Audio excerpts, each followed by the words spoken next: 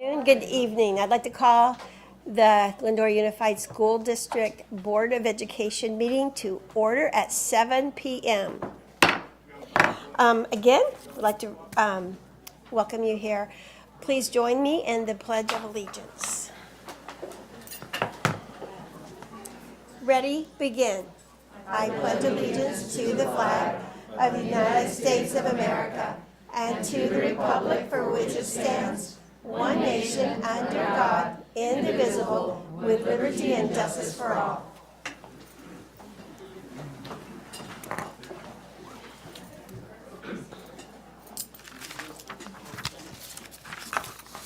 Okay, I do have a report of action taken in closed session this evening. I am pleased to announce that the Board of Trustees in closed session has appointed applicant number 4-22-3612 to be the new Director 1 Special Projects. We will announce the name tomorrow, giving this person the opportunity to notify their staff first. The new employee will begin July 1st, 2022, and will be placed on Step 5 of their Certificated Management Salary Schedule. The roll call was unanimous with all board members present.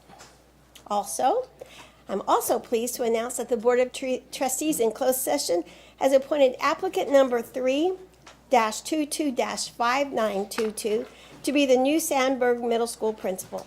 We will announce the name tomorrow, giving us the opportunity to notify the Sandburg staff first. The new employee will begin July 1st, 2022, and will be placed on Step 4 of the Certificated Management Salary Schedule. The roll call vote was unanimous with all board members present.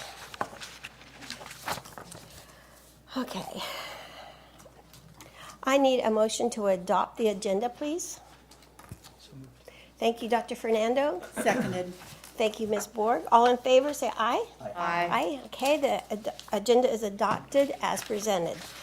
Do we need to introduce anybody? Or just move on? We're all here. We're glad to see so many faces here tonight. It's always exciting.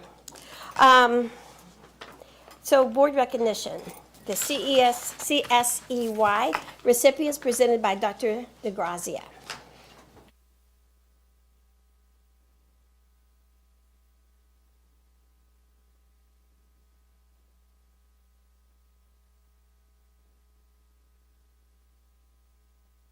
It helps to turn it on.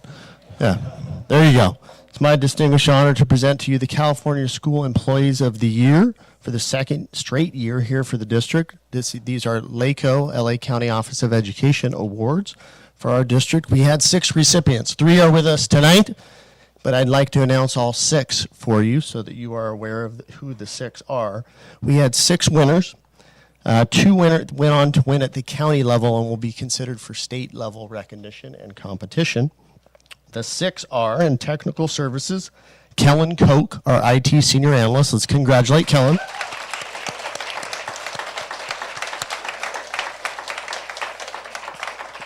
Kellen's great, does a great job across the district and very well versed in technology. Also, Jackie Rojas, our health services technician. Jackie, all things health services, especially during the pandemic and vaccinations. Much appreciation to her. And in nutrition services, Soledad Moreno. She's a jack of all trades and assists at many, many sites in here at the district office, Central Kitchen. Soledad as well.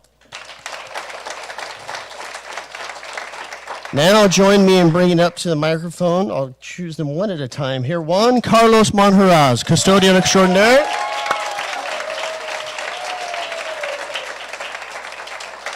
Let me tell you a little bit about Juan Carlos. Juan Carlos is a custodian, of course, at Glendora High School. Everybody knows Juan Carlos, right?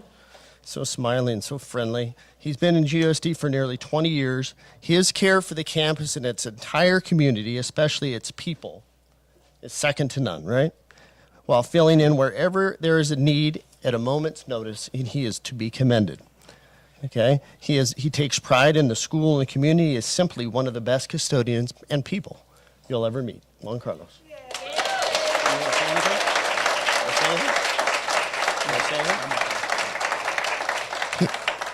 He says he'd love to say something, but just not right now. Okay? And so we're going to have you up front because we're going to have all our winners up front. So if you can stay up front, that'd be great. Up next, Clerical and Administrative Services recognize Trish Hawkins, ladies and gentlemen. Trish Hawkins.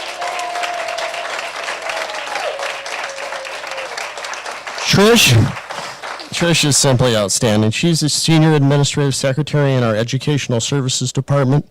She has performed exemplary in every facet of the word work for the Glendora Unified School District over the past 20 years. Trish is the ultimate professional and is a great example and mentor for others as they begin, all of us, as they begin their work in GUSD and every day.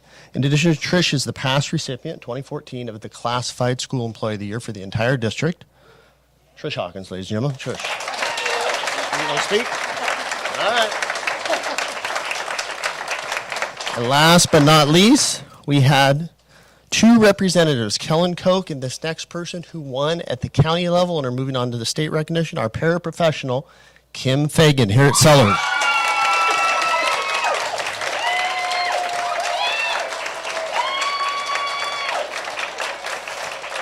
Kim apparently brought her own cheering section. That is outstanding. She has been a superb special education instructional assistant in GUSD for nearly 15 years and has serviced the Sellers students for the past several years in that role. She is one of the absolute best in her profession, and our students and staff have directly benefited from interacting with her as she goes above and beyond to enhance the positive learning experience environment for all students. Kim Fagan. And just to put it in perspective, to be a county winner, there are 80 school districts in LA County.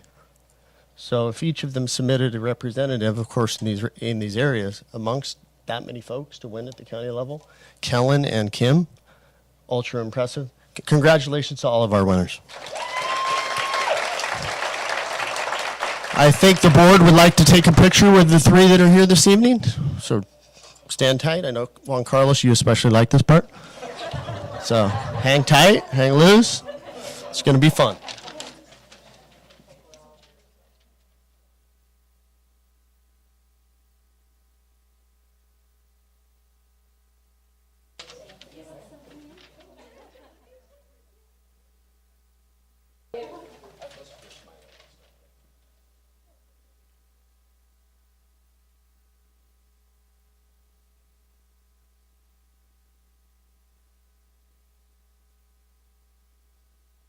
Thank you all one more time for these superstars.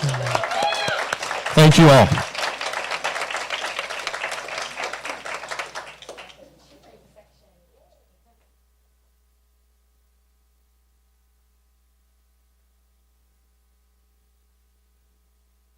Again, congratulations to all the employees.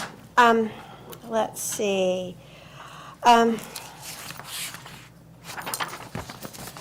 Okay, just as a reminder before public comments, the board Oh, no, we president. got the, sorry, we've got, Oh, did I skip one? yeah, Dr. Brummett with Oh, the Stephen Esparza. Sorry, Dr. Brummett, missed out on you. Will you please come and do your presentation?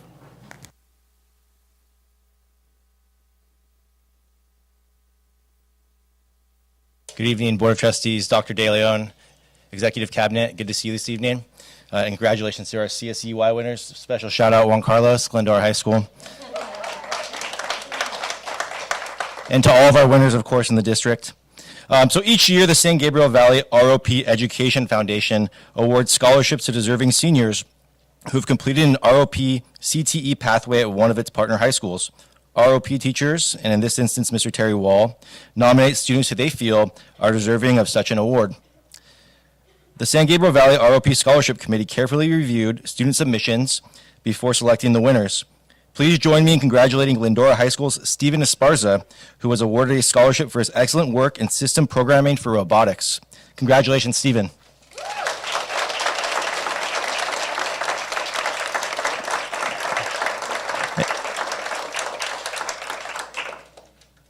And I'm not sure I see Stephen. So we'll get. Yeah, he might be here a little bit later. It's a little crowded, so if he comes by, we'll give him his. Yeah, but we want to give Stephen that shout out tonight, and we're super proud of him. Thank you.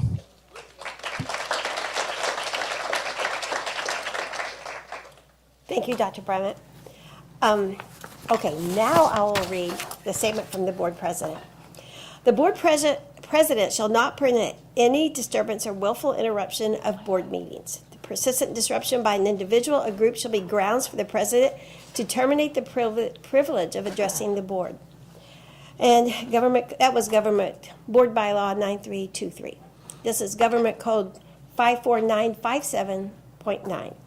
The board may remove disruptive individuals and order the room cleared if necessary. In this case, members of the media not participating in the disturbance shall be allowed to remain, and individuals not participating in such disturbances may be allowed to remain at the discretion of the board.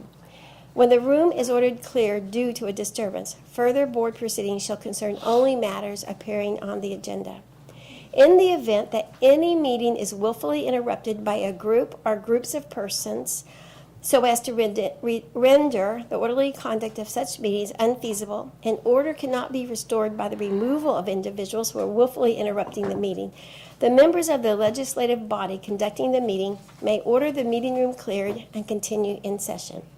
Only matters appearing on the agenda may be considered in such a session. Representatives of the press or other news media, except those participating in the disturbance, shall be allowed to attend any session held pursuant to this section. Nothing in this section shall prohibit the legislative body from establishing a procedure for readmitting an individual or individuals not responsible for willfully disturbing the orderly conduct of the meeting. Okay, having said that, then we will move on to the public comment. And I have, how many cards? It's just 10? 10 cards tonight. So I will call out the first person. Then the second person, I will say you're kind of on deck, like baseball. So Dr. Marianne Cintron, you're first. And then Eric Burrell, you're on deck.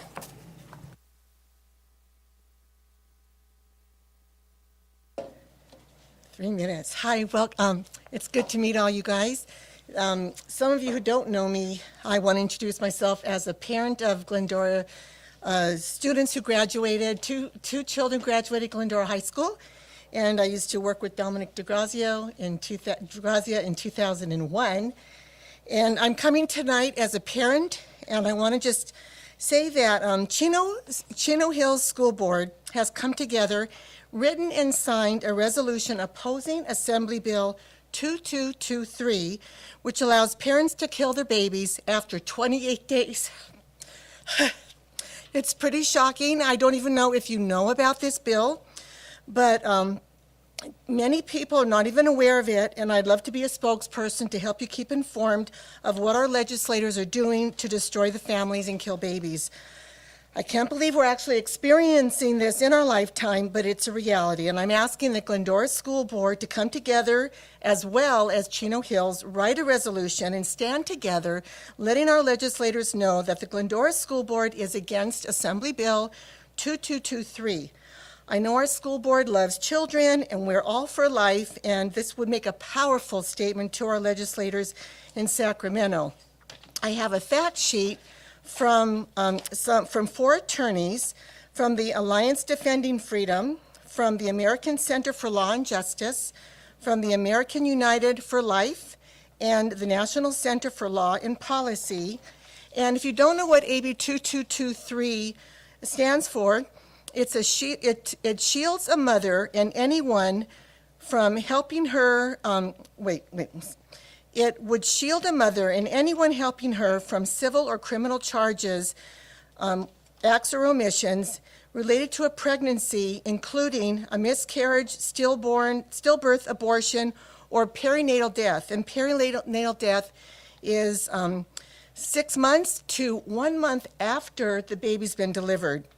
In practice, this bill would allow penalties to be removed from the mother, the doctors, or accomplices who cause the death of infants after birth. I'm actually working in home hospital now with 5 students, and 4 of these students could be considered inconveniences for mothers. And I'm so glad their mothers chose life and didn't take their life after they were born. But this AB 2223 also prevents the police from checking criminal investigation. If they found a baby in a dumpster, they couldn't investigate why the baby was there. If a mother was postpartum with depression, or if she had a child with disabilities, she could decide to take the baby's life with no repercussions. So I urge you, follow Chino Hills School Board. It's weird that it's a school board, but I love it, and you guys speak for all of us. Thank you. Okay? Eric Burrow, and then Marco Villa is on deck. Good evening. My name is Eric Burrell. I've lived in Glendora for 35 years, and I'm a graduate of the GUSD school system. As a parent with my own children now in GUSD schools, I believe the community deserves to know the truth regarding a group that speaks so often at these meetings. Save Glendora Schools is a cookie-cutter campaign from a national lobbying group and run in this town by the group Concerned Glendorans. I first learned of this group at the start of the pandemic when asking how I could help support COVID safety measures in schools. I was told by a district employee to, quote, be very careful, and learned that members of Save Glendora Schools had made numerous threats of violence against district employees and board members. Since then, I have learned their most damaging actions have been just out of sight of most people. For example, Save Glendora Schools have published and sent to the board a list of trigger words they want banned from classrooms. These include racial justice, white supremacy, identity, and many others. How are our teachers to educate students on major historical events and literature if they can't accurately describe it? Do we not teach our children about the civil rights movement because it was about racial justice? Are Nazis no longer white supremacists? Omitting facts is the same as lying.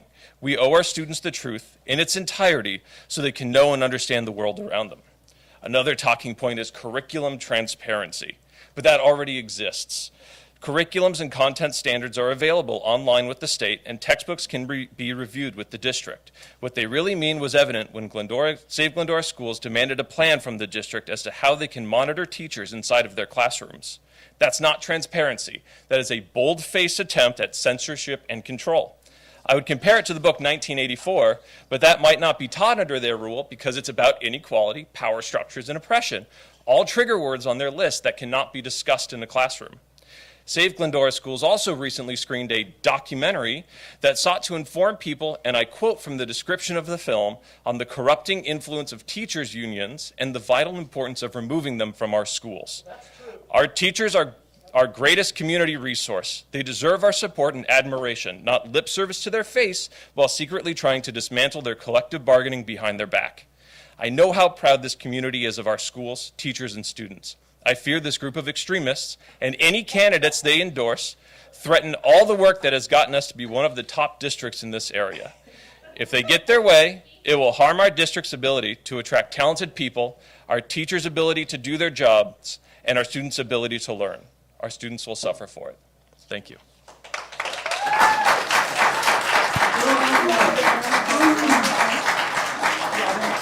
Excuse me, that is extremely, I'm sorry. You can kick me out, but by the way, there's already been a court case Please stop. you, Turn off the what you Sit. said, Sir, you're out of order. Will you turn off his magazine?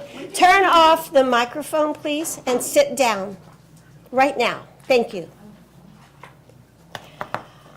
Marco Villa, are you here? I will move him to the end. Thank you. Okay, then Mallory O'Brien Burrow, and following will be Shauna Elias. Good evening.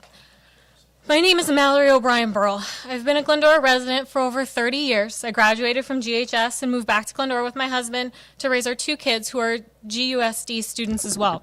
As a product of GUSD, I can say that our schools are measurably better today than they were 30 years ago. I fear that all that progress is at risk and we're in grave danger of going backwards. The bullying, disrespect, and aggression members of the Save Glendora Schools group have shown for elected officials and administrators is not only embarrassing but dangerous. The worst examples for our children on how to behave, treat others with respect, and engage in public discourse. They claim they're for parents' rights, but only the rights that benefit them. For people who claim to support freedom and liberty, the fragility of their egos leave very little room for anyone to exist with a different opinion or different life experience. They say they speak for parents, but let me say this loud and clear, you do not speak for me, nor the thousands of other parents who demand that their children have a right to a modern 21st century education that prepares them for the real world, not some whitewashed fantasy of times gone by. Am I supposed to believe that the people who claim to support teachers in public are genuine in their lip service, all while lobbying officials for classroom monitoring and banning words in school, screening movies with their members on how to bust the teachers union? Very little attention and substance is paid to our children in their rants. How will banning words improve my child's education? Will that make test scores better or better prepare them for college or a career after high school? How will monitoring teachers in the classroom improve my child's school experience? Will we be able to hire and retain great teachers when Big Brother is watching them? Will parents and children truly have their rights protected when their identities and backgrounds are erased from the curriculum? This group is following a national playbook for the destruction of public education funded by extremists seeking to make a profit off of our children. Not following the state-adopted curriculum will lead to invalidation of our students' test scores and diplomas, affecting their acceptance to higher education institutions, and then by busting teachers' union, the door is left wide open for the destruction of public education in America and the rise of for-profit vouchered schools, the same educational academies that many of them have passed out pamphlets for in these meetings. A lot of bluster has been made from this group about their charge to save Glendora schools, but make no mistake, they seek to save nothing. This isn't some heroic rescue mission. This is a systematic attempt to destroy our schools from the inside. Thank you for your time. Okay. Are you Marco? Yeah. Yes, I'm Marco. Okay, then Shawnee will be next. Shawnee Elias will be next. Go ahead. Hi, thank you for allowing me to address the board tonight. I come here, I believe that everybody who's here tonight actually does care for our children very much. To come out here and stand and post your position means a lot. I have a lot of neighbors who might have different opinions than me, but I respect their opinions. I'm here because I am concerned about this list that was forwarded about banning certain words. If that were a grassroots movement that was born by Glendorans, I would respect it. I respect it as a national movement, that's fine. But our founding fathers, they chose to develop a union for us that was one that separated power and made it so that we could do what we wanted to do at the local level, not at some national level. I could care less. That's not true. I'm sure that the people in Cincinnati and Ohio and Florida are doing what's right for their children. The people in Fresno are trying to do what's right for their children. But here in Glendora, I'm not sure what banning certain words is going to do. And even if we do fulfill what this national movement wants, what are we going to do with that? What are we going to trade it in for? Are we going to get out of it higher test scores? I don't think so. Are we going to get out of it the education foundation that's going to rival Irvine or La Cañada Flint Ridge, for instance? I don't think so.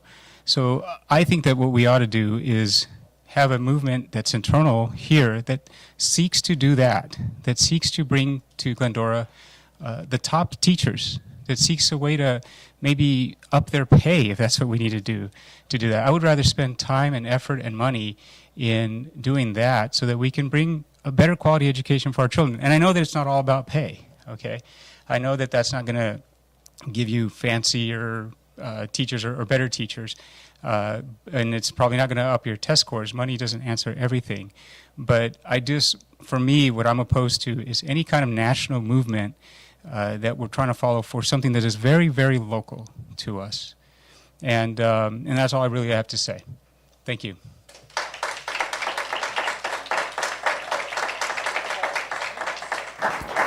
Shauna Elias, and then Gary Clifford will be next.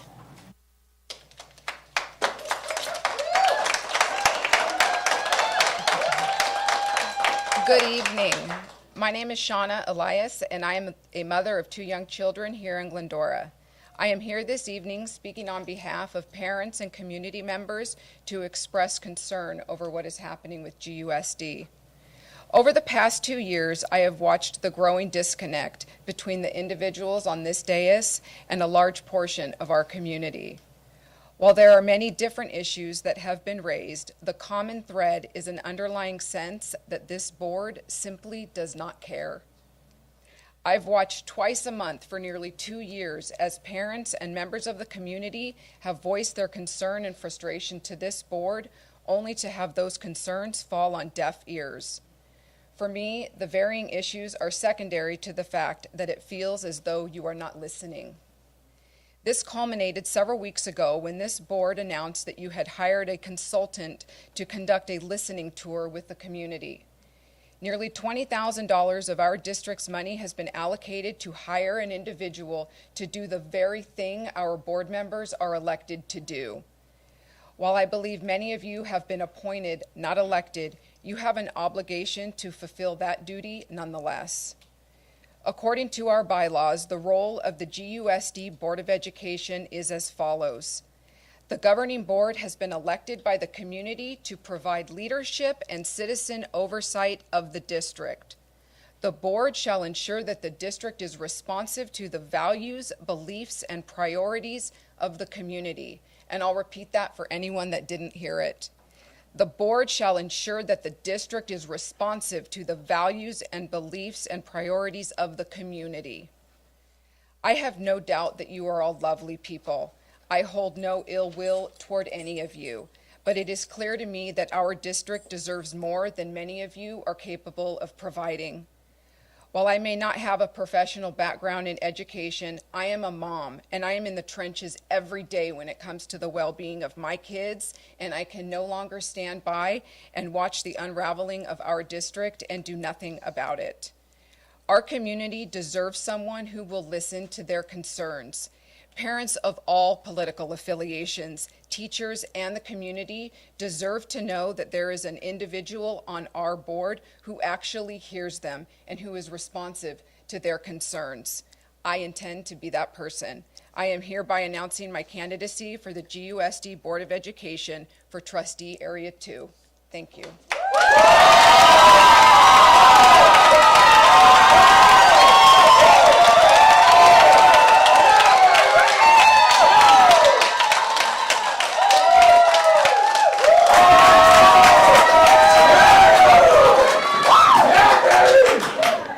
After Mr. Clifford, we will hear from Paul Lopez. Good evening, Board President, board members. My name's Gary Clifford. I think I know everybody up here, and it's a pleasure to see you tonight. I've been a resident of Glendora for 41 years. I've been a coach, a mentor, I've been a mayor, I've been a city council member, I've been a friend to many of you. And I just wanted to tell you that it's a pleasure to be a Glendoran. And I, too, am going to announce that I'm going to be a candidate for District 1 in the Glendora Unified School District race that's coming up in November, and I'm very excited about that.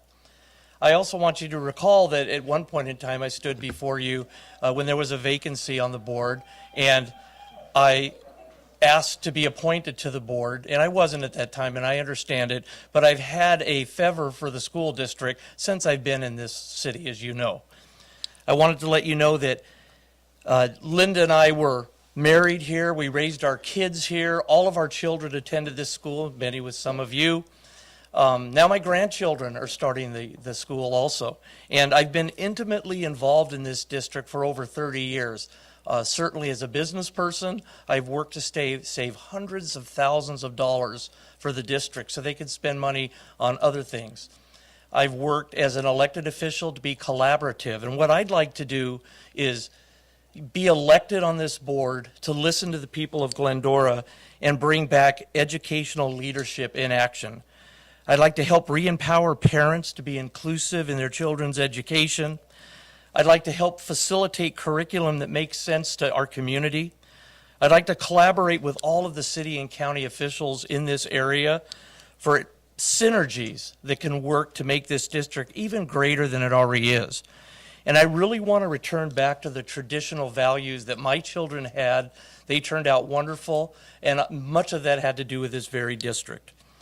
I'm really excited about the opportunity to serve my school board in District 1, where I hope to bring a spirit of collaboration, a spirit of local values, and a tradition of excellence. Thank you for this opportunity, and I look forward to speaking with you in the future.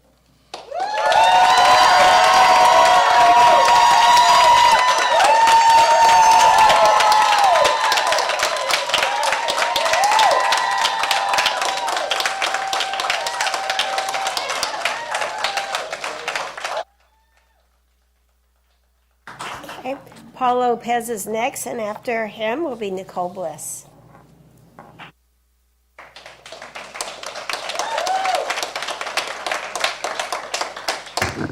Good evening, everyone. I'm just here tonight to announce my candidacy for school board member in Area 3. And you know who I am. You know what I stand for. And I run on my own volition. So thank you.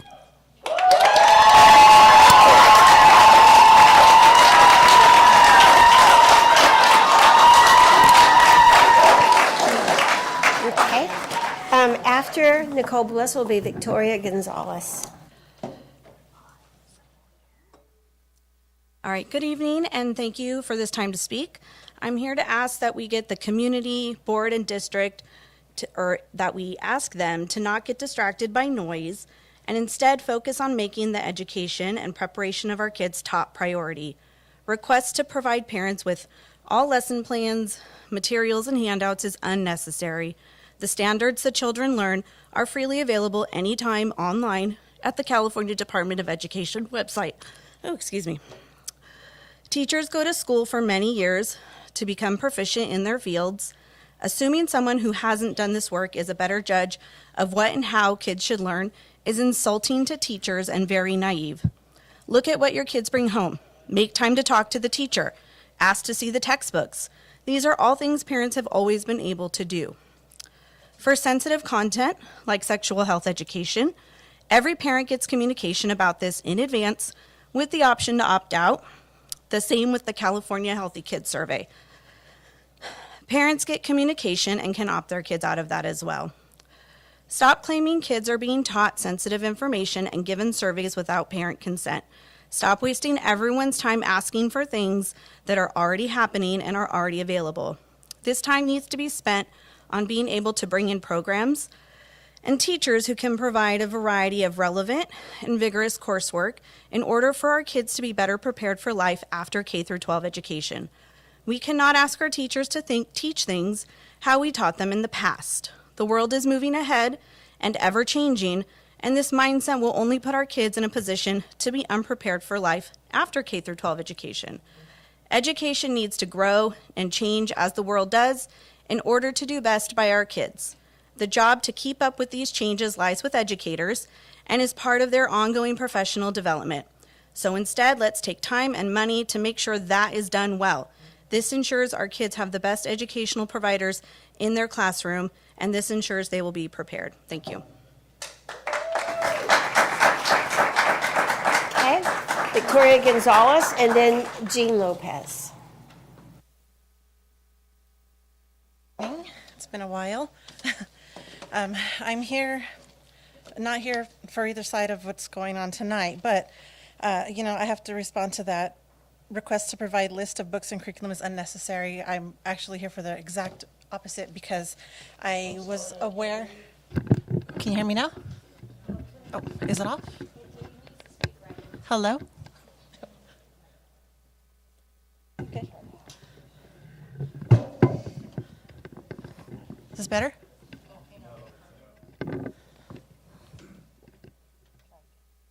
Is this better? Hello, hello, hello? Hello? Okay, let's see if I could keep this. All right. I'm actually here for the exact opposite of the request to provide a list of books and curriculum is unnecessary. It is absolutely necessary. I'm not going against any group. I'm just here as a parent because Catcher in the Rye is a classic book. But my son brought it home and I looked into it and I am shocked. So I'm just going to read a little bit of the stuff that I found.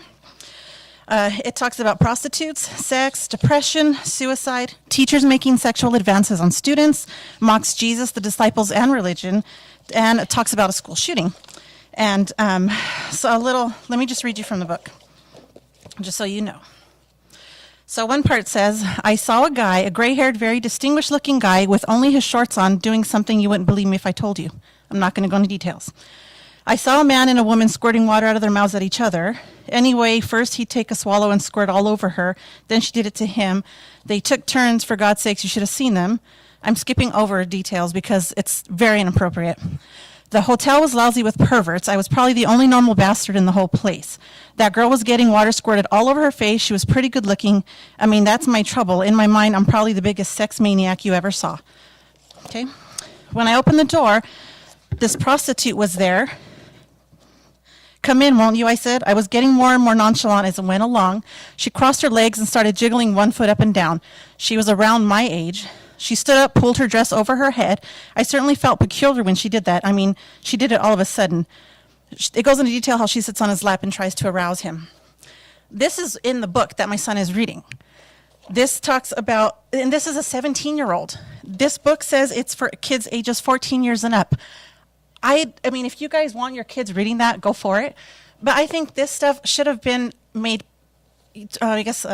public to parents. We should have been aware that this was a part of the reading curriculum, so we have a chance to look at it, because I think it's disgusting. Kids, 17, they're supposed to relate to the characters. My son is not, I mean, he doesn't know what it is to go on his own, this kid gets drunk in bars, this kid has prostitutes, a lot of sexual content, lying, all kinds, stealing. So I don't know what good this does to people for the book, for our students. Let me read this really quick while I have time. So the mission statement on the board says, Glendora Unified equips our students with knowledge, skills, and character to succeed in college career. The belief statement says, all people have the right to a safe, nurturing, secure environment. Your board goals say, goal 2, a safe, healthy learning environment, safe, respectful, that fosters the emotional health, safety, and well-being of students. I don't believe this book does that. I'm not sure what else is over there, but thankfully the teacher was kind enough to give me a supplemental book for our son to read. She even didn't feel comfortable reading the book out loud with the kids, so she's playing it in audio. So I think this would, I'm just asking you to please ban this book like other districts around did. And Thank you, we do Ms. need the Gonzalez. list ahead of time. Thank you. Okay. Okay.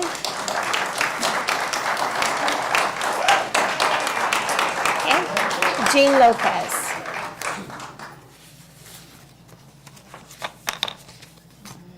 Good evening. My name is Gene Lopez, and I am participating in the Community Committee for Ethnic Studies. Last week, Ms. Borg, you announced that you had, and the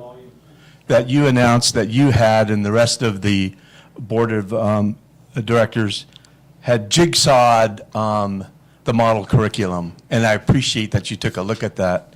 You also made a note that the curriculum suggested and is actually grounded in the belief that education can be a tool for transformation, social, economic, and political change. And I think I applaud that. What I'm afraid of is the critical race theory portion of this curriculum that is being delivered, and quite possibly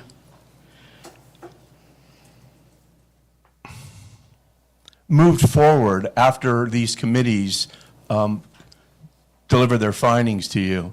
I'm a little concerned about the findings because during the State of Schools in April of 2021, Superintendent De Leon presented these demographics.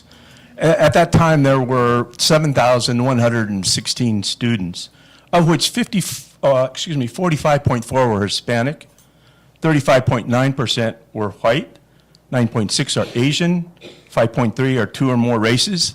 That's my kids. 2.1 are Filipino, 1.3 are African American, 0.2 are American Indian, and 0.1 are Pacific Islander. And those are all great demographics, right? It shows a lot of diversity in our school district.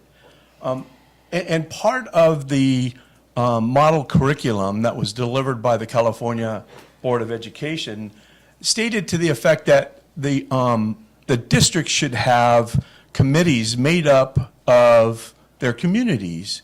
And while Dr. Kelson suggested that we remain apolitical, she also asked us to deliver our why. Why did we want to be part of this committee? And so I have to do this carefully. But in the committee, there are 13 of us. 10 of us seem to be planted on the left, if you will. And the reason I bring that up is because 3 of those 10 have family members of the LGBTQ. One of them is African American, part of the committee, Sorry. Okay. So Thank you, Mr. Lopez. my point was that this committee is not made up entirely of our community, and I fear for that. Thank you. Appreciate that.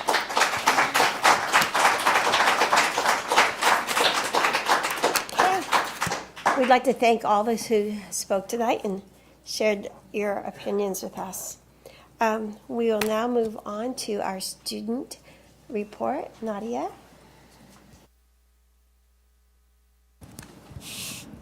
Good evening. Oh, is it working this time? Okay. Is it working now? Okay. Good evening, Dr. DeLeon and esteemed members of the school board. Tonight I will be giving a student board report on the behalf of Lefetra, Sellers, Goddard, Whitcomb, and Glendora High School. Lefetra is thankful for their PTA and all that they're doing this week to show their appreciation for Lefetra staff. With special gifts and treats, including donuts, an iced tea, lotto scratchers, and a meal with the Taco Man. 4th and 5th grade students are preparing for their musical performances later this month. 3rd grade classes have been invited to attend performances in order to gain a better perspective of music options as they transition into 4th grade. Sellers 4th grade students were able to participate in the California Walkthrough, and 5th grade students participated in the Wax Museum and presented historical characters to their parents and other classes. TK students had the Happy Hooves come on campus, and students enjoyed petting all the animals. May 2nd to May 6th was Staff Appreciation Week at Sellers. Sellers PTA recognized teachers and staff with decorations around campus as well as snacks and breakfast items. On Thursday, they celebrated Beach Day and had a good Cinco de Mayo feast.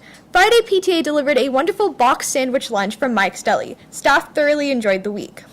Goddard 8th grade students went on a virtual tour of the Museum of Tolerance on May 5th. Students also got to hear from a Holocaust survivor. Webb held a monster challenge in the gym on April 29th. 6th graders and their 8th grade Webb leaders competed in fun games. About 50 students participated in a track meet at Sandburg and then track prelims at the Covina District Field. Many of Goddard students made it to the track finals and did very well. Plans are underway for the 8th grade promotion and party. The theme for the party this year will be Hollywood Red Carpet. Sandburg and Goddard students performed in a combined middle school orchestra and band concert on May 11th and 12th. Goddard will host its final recognition lunch event of the year on May 24th, and GPA honor roll students are getting ready to go to Knott's Berry Farm on June 2nd.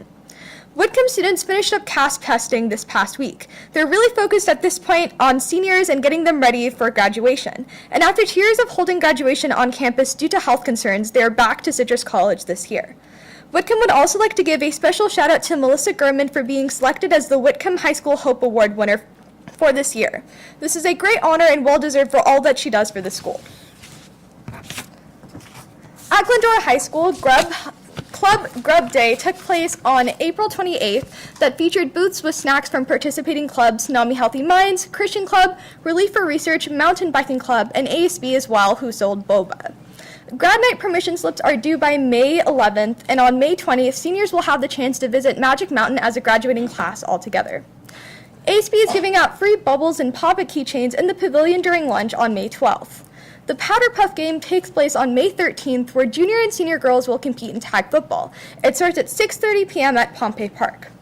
Next week, GHS students will get to relax with chicks at lunch on Wednesday, Thursday, and Friday. On May 20th, ASB is hosting a movie night in the baseball field with Jurassic World.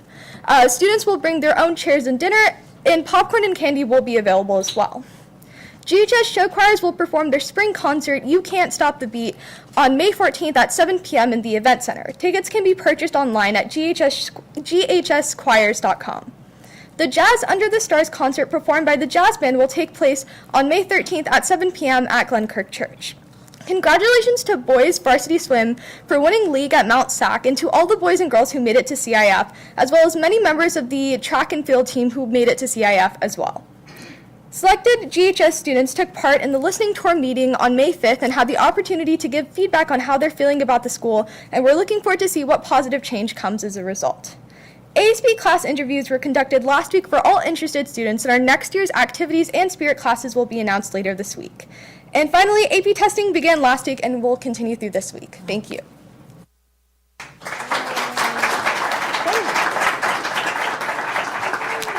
Thank you, Nadia. Okay, comments from the members of the Board of Education. Mrs. Reuter? Thank you very much. I'm going to try and get closer to my microphone here. First, this is our last meeting during the regularly scheduled school year. We don't have another school board meeting until after school lets out for the summer. So I do just want to thank Nadia for her professionalism and opinions. We really value hearing from you and the perspective that you take from the presentations, the questions that you ask, the reports that you give. It's been a pleasure having you on this board the last couple of years, and I just want to thank you for that while we're still here.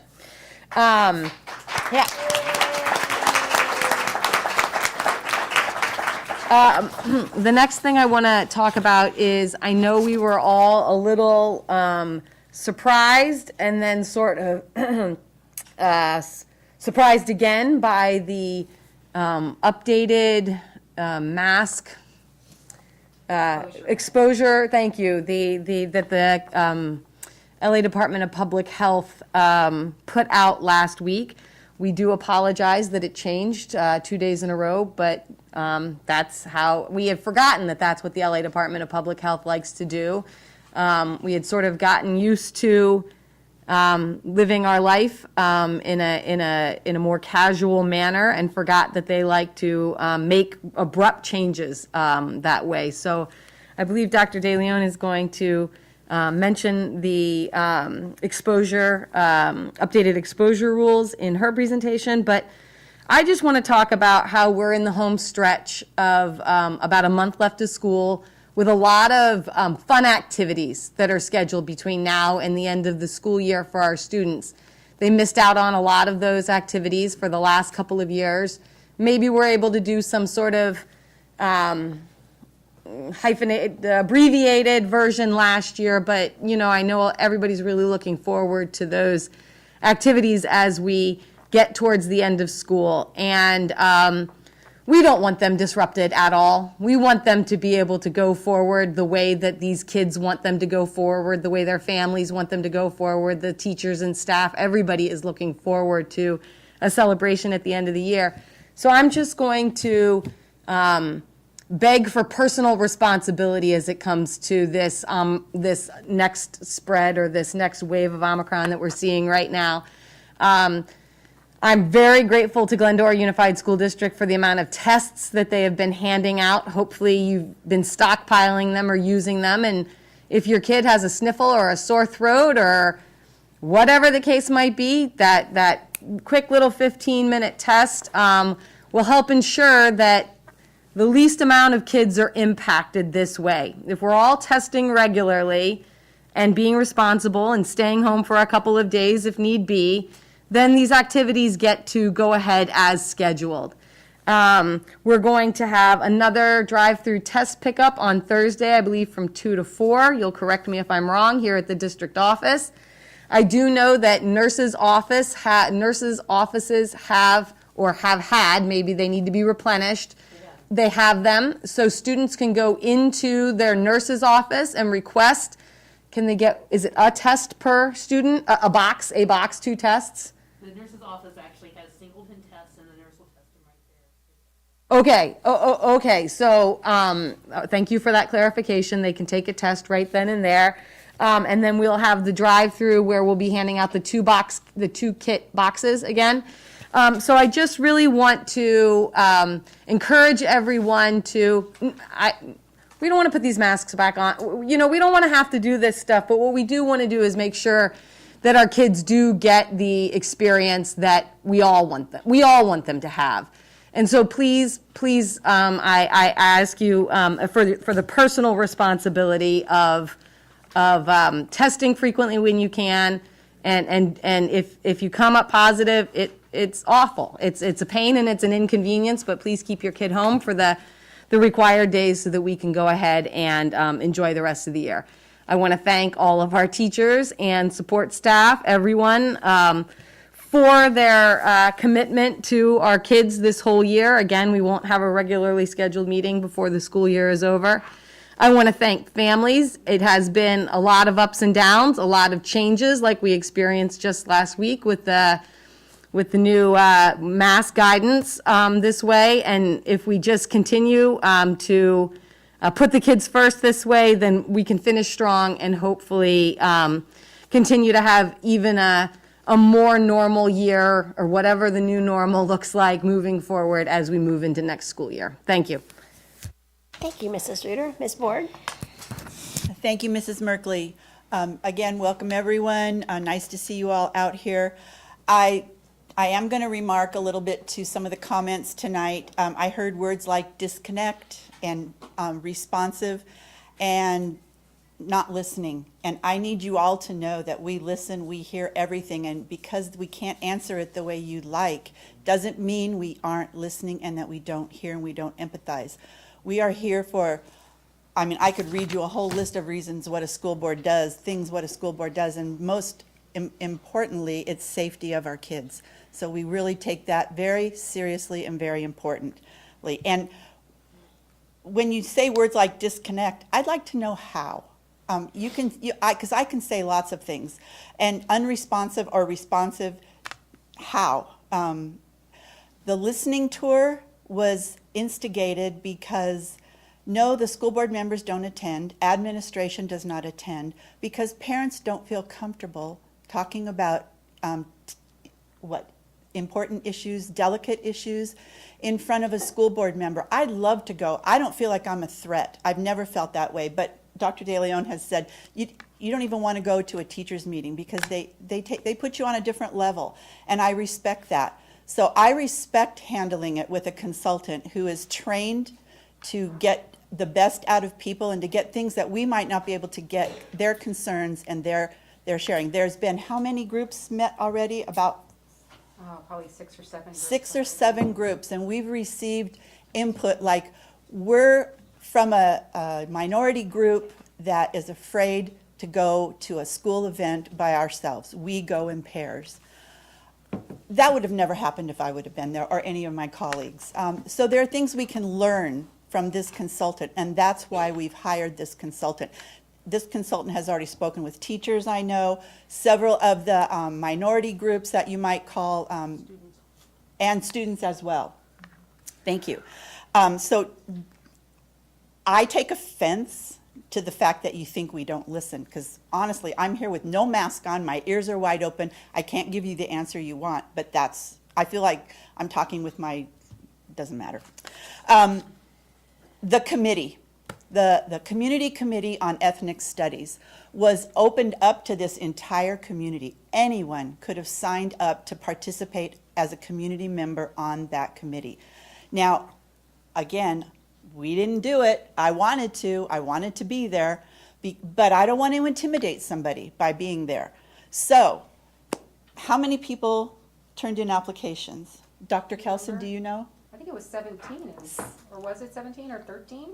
We had 14? approximate, from memory. From the beginning. Yes, ma'am. We had 27 or 28 people initially apply. Okay, and I did watch, because some of the interviews were Zoomed, so I could watch them from home. And it took me all day long, because there was maybe an hour break, because some people just didn't show up. Out of those 26 people, didn't call, didn't cancel, nothing. They didn't show up. So it got down to 13 people. And I'll tell you, I was one of the board members that said, you need to get it down even farther. 13 is too many.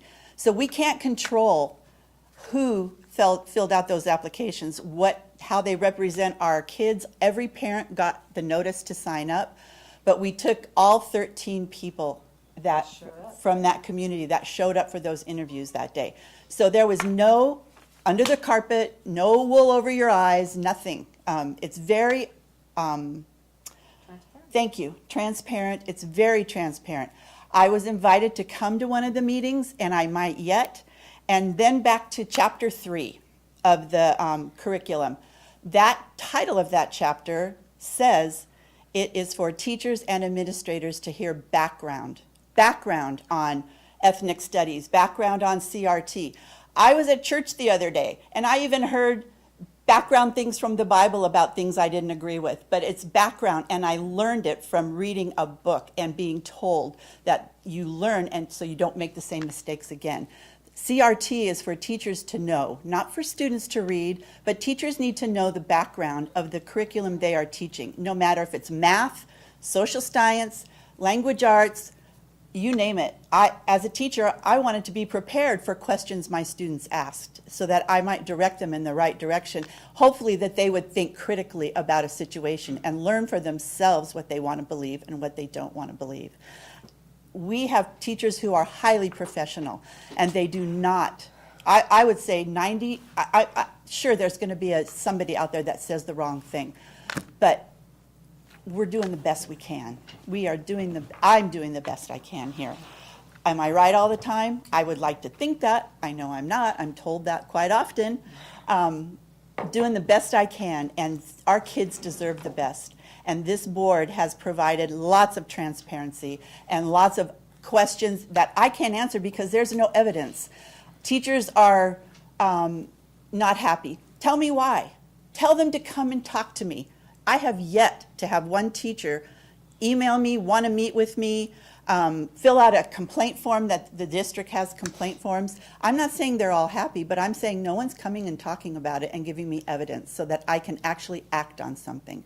So I understand the frustration, but there's a lot of frustration here too, that people aren't listening to us, are not hearing what we're saying and internalizing it. Because we care a lot. We care about traditions. We care about kids. I wouldn't be here. You think I want to do this? I would not be here if I didn't care about kids. That is my heart, and it has always been.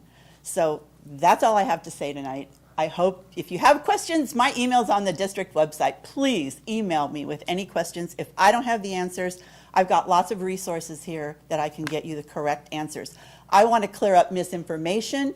I don't want to spin data to fit my agenda. I'm going to give you, if I'm saying 30%, I'm going to tell you it's 30% of 100 people, not 30% of 10. I'm not going to pull the wool over your eyes at all. So you can count on that. Thank you. Thank you, Ms. Ford. Dr. Fernando? Well, good evening. It's wonderful to be with you tonight. Earlier this evening, we were able to celebrate individuals that were retiring from the district, that have given many, many years to the district. And it was truly incredible to hear the kinds of ways that they have impacted our kids over the last 10, 20, 30 years in multiple schools. So we are grateful for the employees, the teachers, the staff that have really given up their time, their treasures, their talent to effectuate a changed life in the classroom for our children, whether it be a kindergartner or whether it be a 12th grader, whether it be at Whitcomb or whether it be at Sellers. So just want to reiterate my thanks to those that retired after such a distinguished service to our district. I also want to express my congratulations to those individuals that received awards, whether it be Administrator of the Year or whether it be Rookie of the Year. We have some incredible new employees that are invigorating new life into the district. And I guess that's something also I want to focus on tonight as I think about our school district, but I think about our community, is that great companies evolve. They do not stay the same.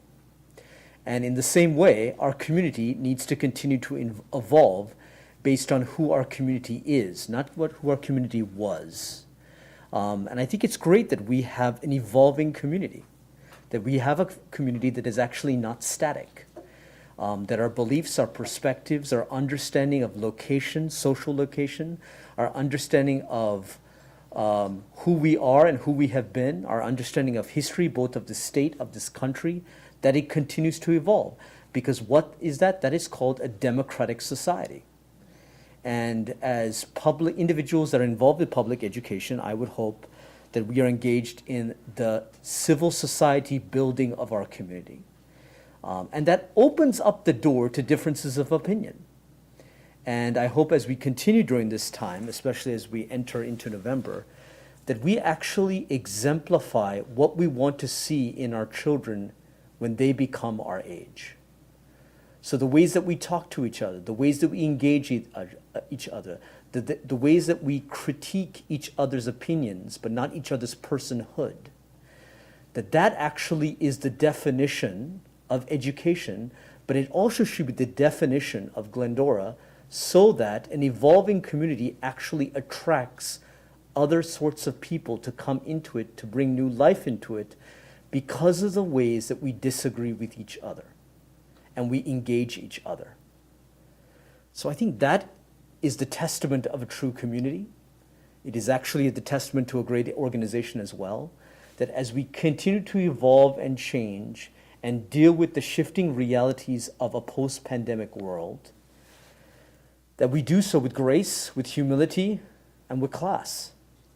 Because people are watching, and more importantly, our children are watching. So thank you for that.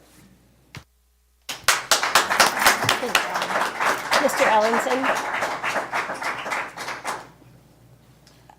I just want to extend my congratulations to all of our retirees, certificated, classified, and confidential staff that retired, will be retiring at the end of the school year on a well-deserved retirement after a long decades of service.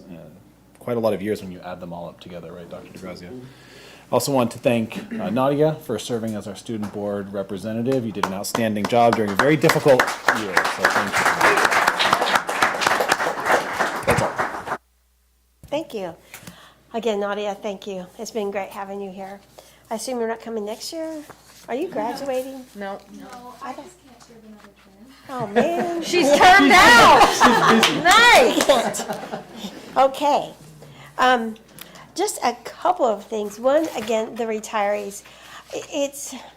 I said this to them as we were honoring them. It's kind of hard for me to see some of these teachers and staff go, because my kids had them. They taught my kids, and they were so good and such a good influence on them. But I know it's good for them that they're ready, so that's fine.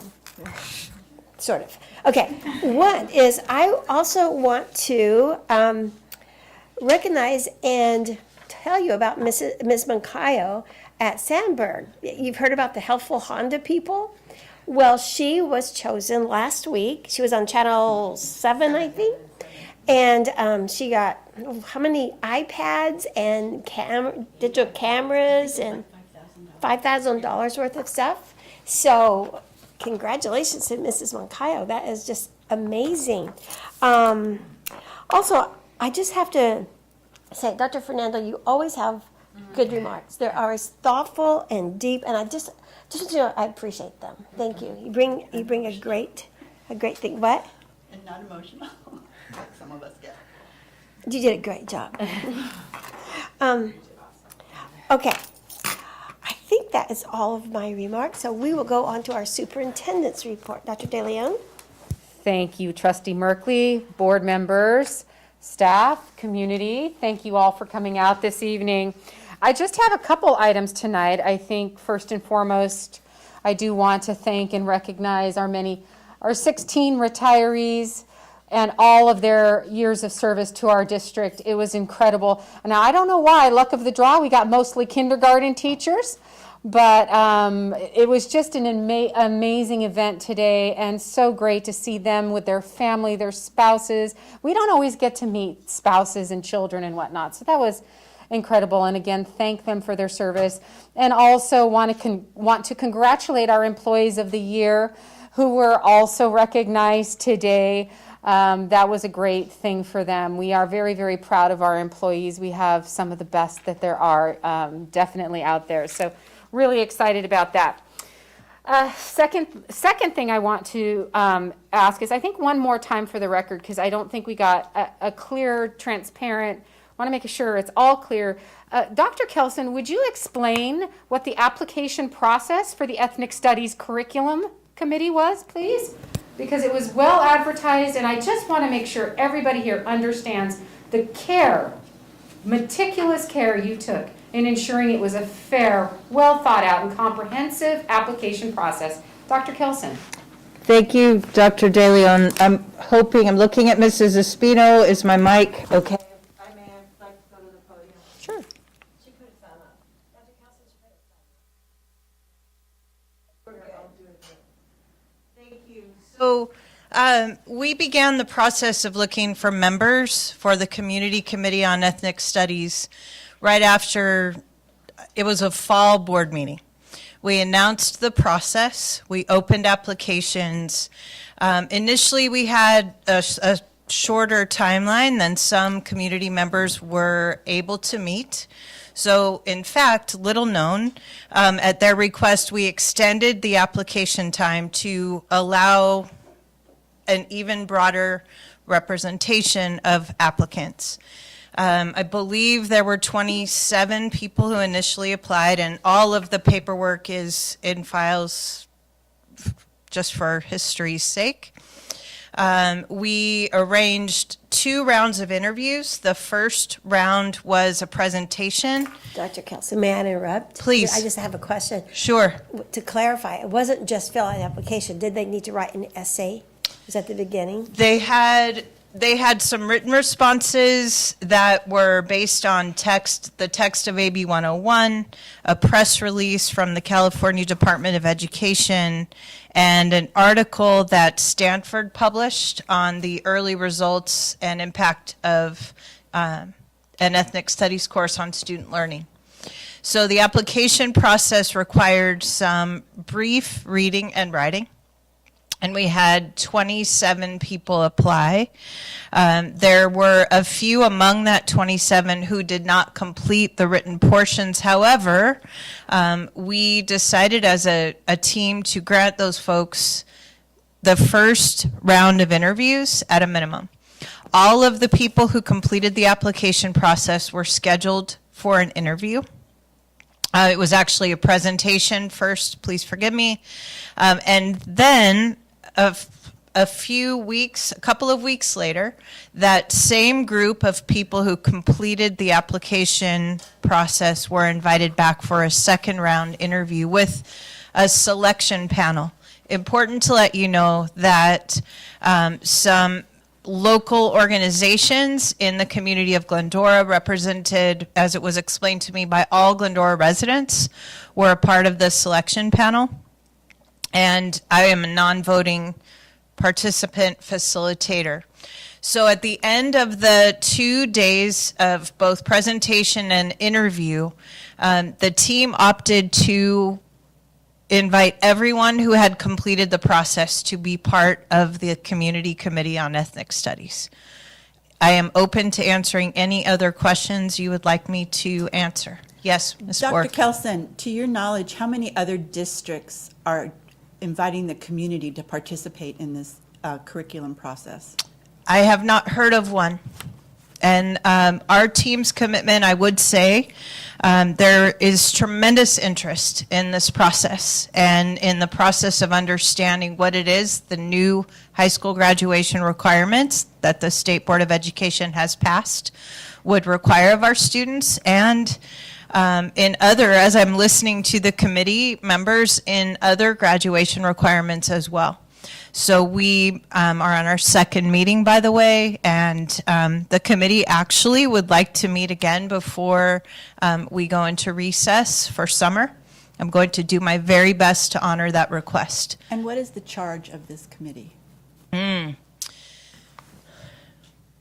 It is at this time a committee that is going to learn about the requirements of AB 101, about the model curriculum standards, which were adopted by the State Board of Education after hundreds of thousands of comments made by any citizen in the state of California who is interested in making those comments, and a number of revisions to the model curriculum standards. So current time, our objective as a committee, their objective with me as facilitator, is to learn about the contents of the model curriculum standards adopted by the State Board.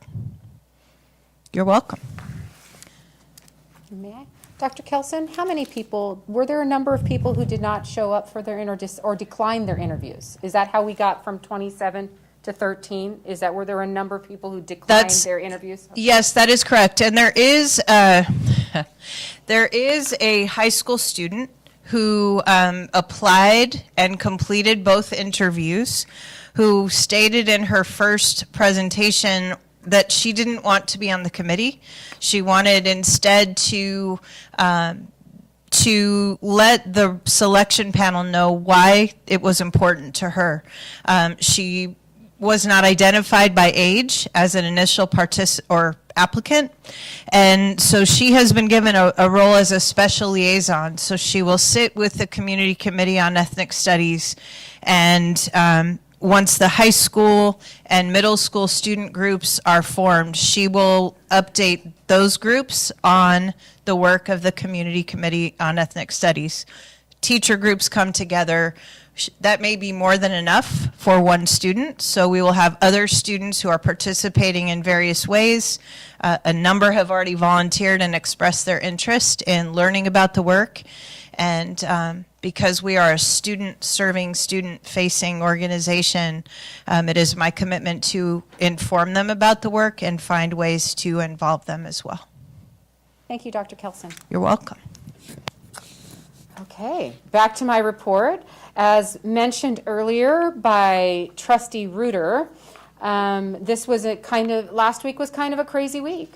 Without real notice, we received notification that the exposure management protocols were being changed by the Los Angeles County Department of Public Health, so that what it was is that if there was a person who was exposed to COVID that we were informed of in a class, the entire class would have to wear masks for 10 days. In other words, because at that point, they had enacted what they call the airspace rule. So if you're in anybody's airspace in an enclosed indoor setting, you have to wear a mask for 10 days.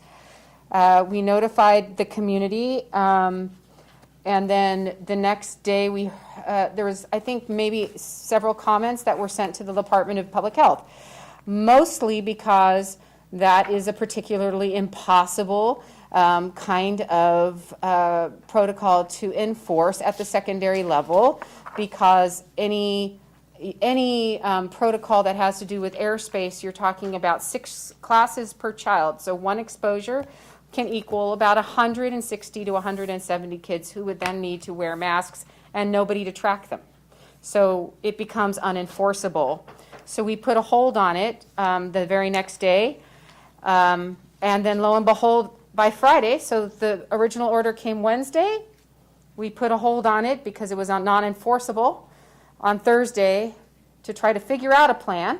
And then by Friday, the Department of Public Health revised the order to put us back to the definition of a close contact being anybody within 6 feet for 15 minutes or more, which means that in that case, only about 4 students, other than the positive student, would likely at any given time be in the 6-foot range of a student, which means 4-5 kids maybe that would mask versus an entire class of up to 36 to 40 kids. And so that was a very big relief, and one that we are able to handle versus the original that came out on Wednesday. And I think the thing that was so shocking is that we hadn't had any real new health orders, and then it was like, whoa, wait.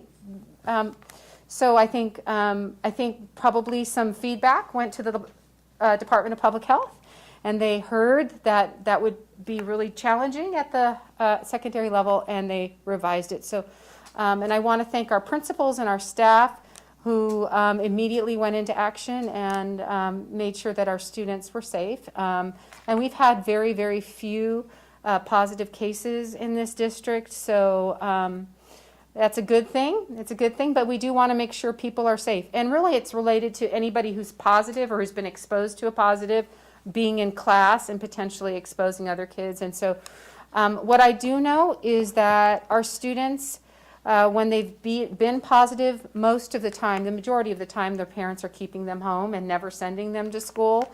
And those who have been sent to school, their parents are ensuring that they're wearing their masks. So again, at this point, it has to do a lot with personal responsibility, and we've been very, very happy with our students and their demonstration of personal responsibility, because kids who've been exposed, for the most part, according to our principals, do put their masks on themselves and wear their masks. And so anyway, so it was a weird week because they flipped on us in like a second and we had no notice, so that was interesting, but yeah.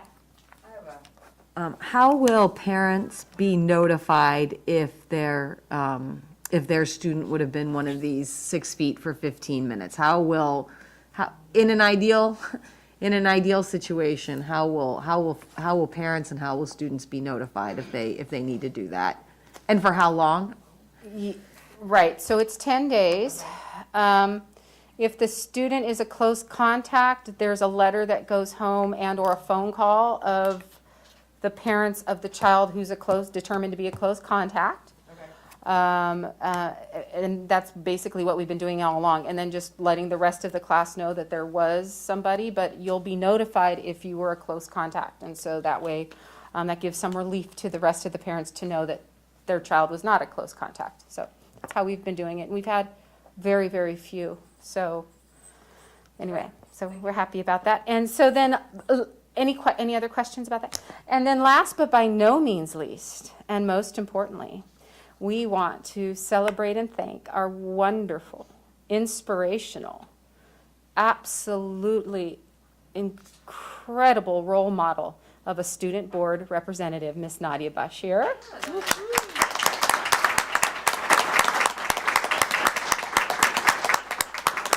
We are so proud of you and everything you've done and all of your accomplishments. A lot of people don't know that she has applied to be a student representative for Senate? All kinds of things, right? I mean, Nadia is going to go on, we're talking like President of the United States here at a later date, right? I mean, she absolutely has that ability. You inspire me. I have actually attended some of the clubs that she leads and some of those meetings, and it's incredible how she leads those groups. And so I want you to know how much I respect you and admire you for all the work you do, not only as a student, but as a citizen of Glendora and representing the students of Glendora. So thank you, Nadia, so much. And if you would come down and board, if you want to come down and get a picture. So Nadia, your plaque didn't get here in time, but here your flowers and your card did. And would you mind if I came and presented you with your plaque in class? Oh boy. Oh, okay. We can make that happen, Nadia. Yeah, watch the cord right here. Yes, because it's a. Yeah. Oh, be careful. Tracy, I did it. She's like, nope, risk liability. No, you keep it on my watch. Here you go. There's probably some gift cards in there. And here are your flowers. I'm just so incredibly proud of you.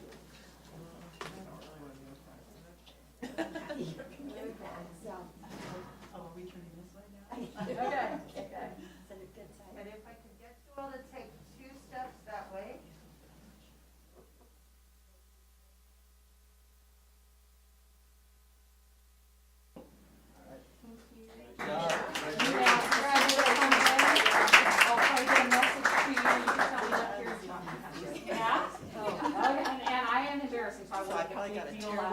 Yeah, you're right.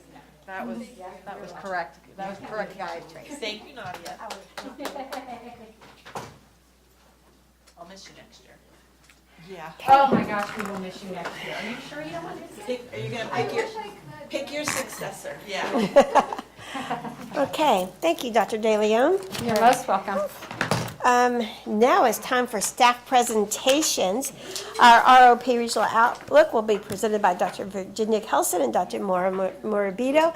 And in case any of you think, oh, Dr. Morabito looks familiar, it's because she used to sit in this very chair. Miss, come on up.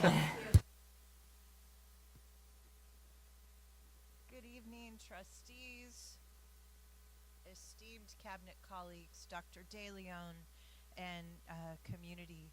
I am pleased tonight to hand the mic to our colleagues from the San Gabriel Valley Regional Occupational Program, who are going to be presenting on Strategic Initiative 1.4, which is a board goal connected to the expansion and improvement of career technical education programs. So with that, Dr. Morabito and her team. Thank you so much. I think we have a presentation.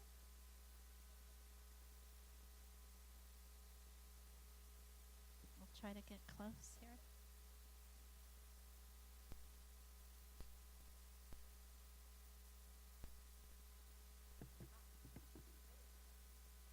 Thank you. Mrs. Espino, would you turn on our on-air thing? Please, thank you. It's okay.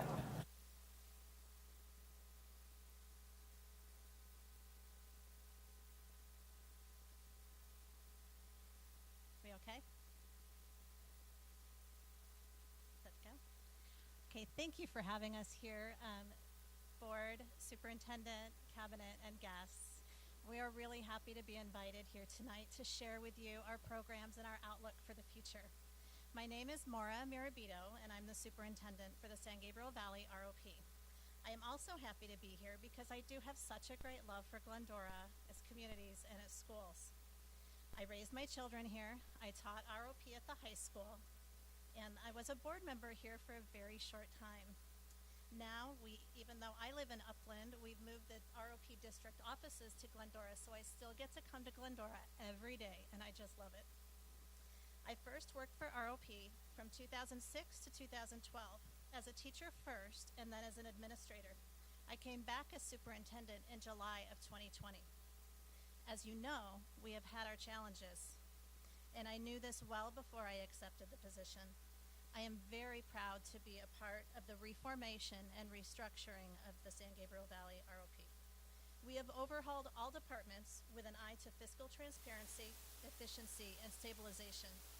We still have a ways to go, especially in the business department, but now we have a good team of strong people leading that department that will bring us into a sustainable future. Although this current team did not create the problems that we face, we are fully committed and accountable for building and maintaining proper systems and processes to bring us into the future. We want to ensure that no matter who sits in our seats in the future, they have a properly structured and thriving ROP. One of the ways to ensure that this happens is through maintaining a fiscal advisory committee comprised of members of each partner district, not only to get us through the current financial situation, but continuing it as a permanent advisory body that meets monthly, looks over our budget, and makes recommendations to the ROP board. This committee has been meeting recently to work on a new and more equitable funding formula, and we hope to have a recommendation to the ROP board by January of 2023. I want to take a moment to thank Ms. Tracy Vicar for your attendance and engagement in these meetings. We feel very blessed to have someone of your depth of CTE knowledge in that committee meeting, and we want you to know how much we appreciate you. Next slide, please. Oh, next slide again. Thanks. Along with me tonight is my fantastic team of colleagues who work diligently to bring high-quality CTE to Glendora Unified students. Yvonne Tanny is our Chief Business Official. Bridget Hernandez is Executive Director of Educational Services. Stacy Arietta is our CTE Program Manager. And Ken Carlson is our Instructional Supervisor. And one of his districts of responsibility is Glendora Unified. So before I turn the rest over to the team, I want to explain what you have in front of you. We brought little gifts. First are our two most recent newsletters. These newsletters are created monthly and help to keep all of our educational partners informed of all things CTE that are happening in all of our partner districts. These get sent out to our board members and partner district superintendents every week, or every month rather. Although these are paper, please feel free to go to our website and click on the clickable links. We have lots of good live things that are embedded in our clickable newsletters. Next is our labor market report. This report was commissioned by the ROP as a response to an inquiry from Dr. Kelson. And I want to thank Dr. Kelson for inspiring us to create a report that really has now being served the entire partner district. So as a brief background, the community colleges use the Centers of Excellence for their data report, and we refer to them as COE. The colleges use these reports when they adjust their CTE pathways.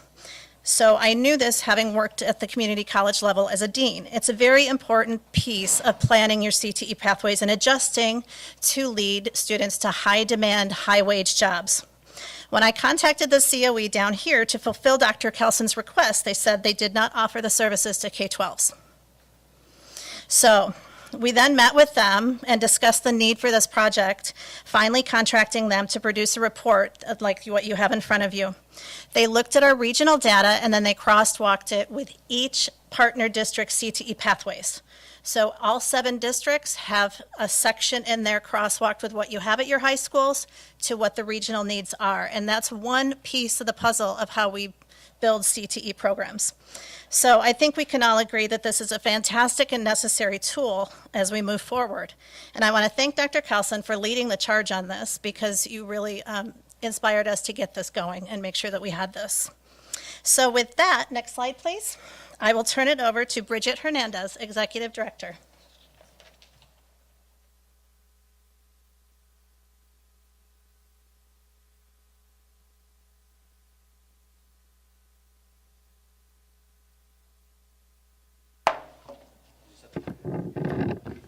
Okay. I don't know if I could do all of this.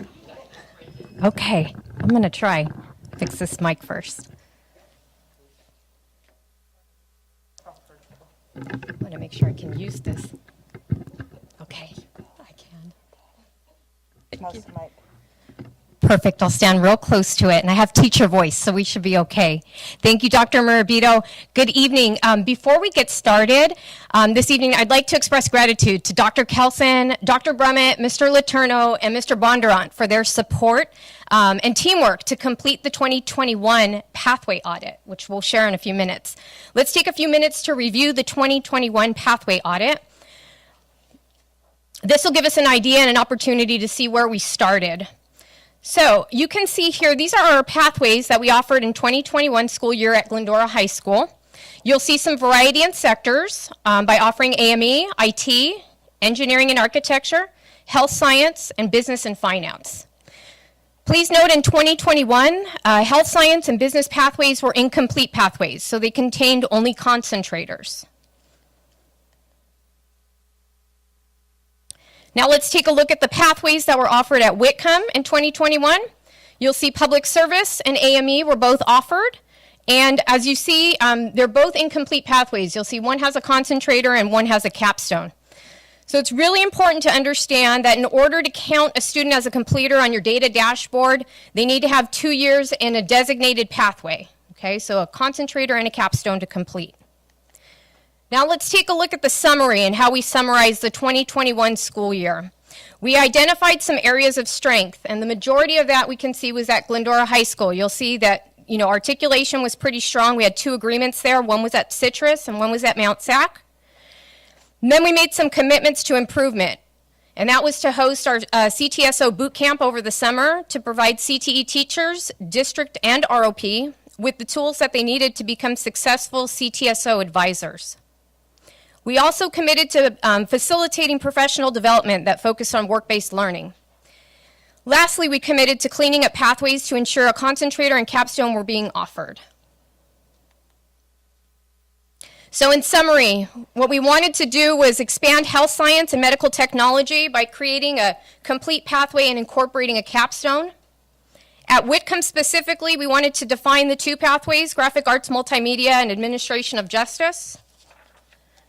We wanted to increase our state-recognized CTSOs, our career technical student organizations, and we also wanted to increase work-based learning opportunities for students.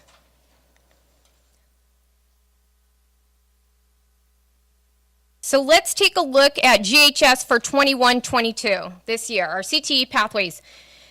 As you can see, there's been some pathway refinement in AME, and then we also have some expansion in the health sciences. We added the concentrator and capstone for health science, And then we added a complete pharmacy tech pathway as well too. This pathway was added where students were able to complete a 2-year pathway in 1 year through our after-school accelerated program. At Whitcomb, we added graphic arts multimedia advanced to complete the pathway, and forensic science was added as a concentrator course to complete the public safety pathway. We also added health careers. Sorry about that. We also added health careers as a first-year program there, and we look forward to serving the second-year health career students next year.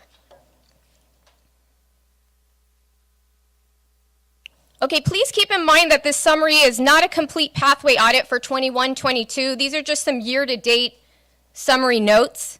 So in terms of achievement for year-to-date, we've made some strides in work-based learning. We'll talk a little bit about that in a second. We've also taken a look at sequencing and certifications. We've cleaned all of those pathways up and added some certifications as well too. Work-based learning and certifications, we'll take a deeper dive in the next couple of slides. But we still have some work to do in our opportunities for growth, as you can see with our articulation agreements, CTSOs, and new CTE pathways that Mr. Carlson will be talking about later. Some really exciting news in terms of work-based learning. Students from Mr. Dombrowski's class will have an opportunity this week to participate in LA County Fair by being photographers there. Students will have the opportunity to participate in a paid internship at LA County Fair. Students will work directly with the LA County Fair social media and marketing team to take pictures at this year's fair. Some of the perks that students will be receiving is admission to the fair. They'll get free parking, 4 additional tickets for their family.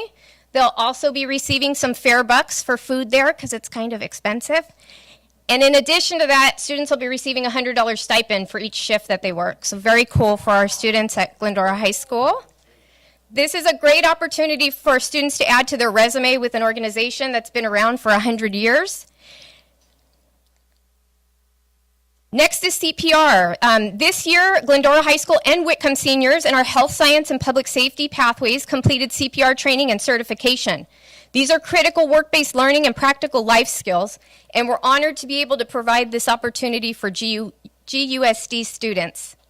At this time, I'd like to turn the presentation over to Ken Carlson, our instructional supervisor for GUSD, and he'll be providing a comprehensive labor market report.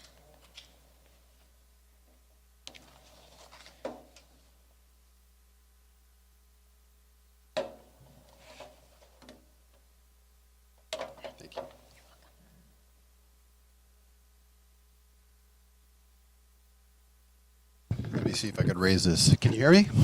Okay, let's see if I can get my teacher voice going. I am honored, ladies and gentlemen, to speak before you, the board, and to the community, and for guests and for executive staff. Thank you for allowing me to do that. What I'll be speaking to you about is I'll be boiling down information from 126 pages down to those that are more important to you. And that will be starting at page 50, if you'd like to refer to that, and 50 to 63, and then we'll be going to the back. And before I do that, I want to begin by providing a little more context and information from, or building upon, what Dr. Morabito has already provided.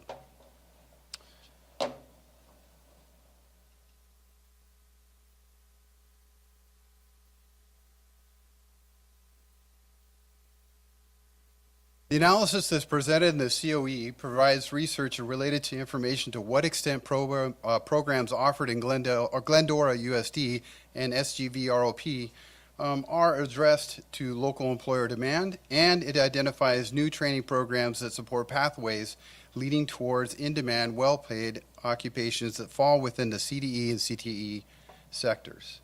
Next, let me define quickly a term that's laced throughout the documentation of awards. What an award is in terms or in context of the documentation provided by COE, is either a certificate or a non-transferable a degree or a transferable degree to a community college in reference to a specific pathway. In addition to that, An award means that it is associated with a middle skill job or occupation that begins with a $15 hourly wage for an entry-level wage. Further defining middle skill jobs, that is a position that generally requires a significant bit of education beyond high school, but not yet reaching the level of a bachelor's degree. Lastly, as a matter of perspective, a living wage in our region where we live in Los Angeles County area is a $22 an hour wage for a single adult. As a final note of clarification, there are some adjustments made to the low-end wages that are documented within the information that you have before you to correspond to the enacted $15 an hour minimum wage. Now, subsequent slides that we're going to be speaking to are arts, media, and entertainment focus, or AME as I'll further refer to that, engineering and architecture, business and finance, health, science, medical technology, information, and communication technologies. Then public services and related public safety information. I'll provide the board with information related to or supported by COE regarding conclusions for you to draw upon and other considerations. Okay, arts, media, and entertainment. What I'm going to do before you is kind of encapsulate the information that I synthesized for you to make it a little bit easier to understand. That'll help me go through the slides a little bit at a more rapid pace.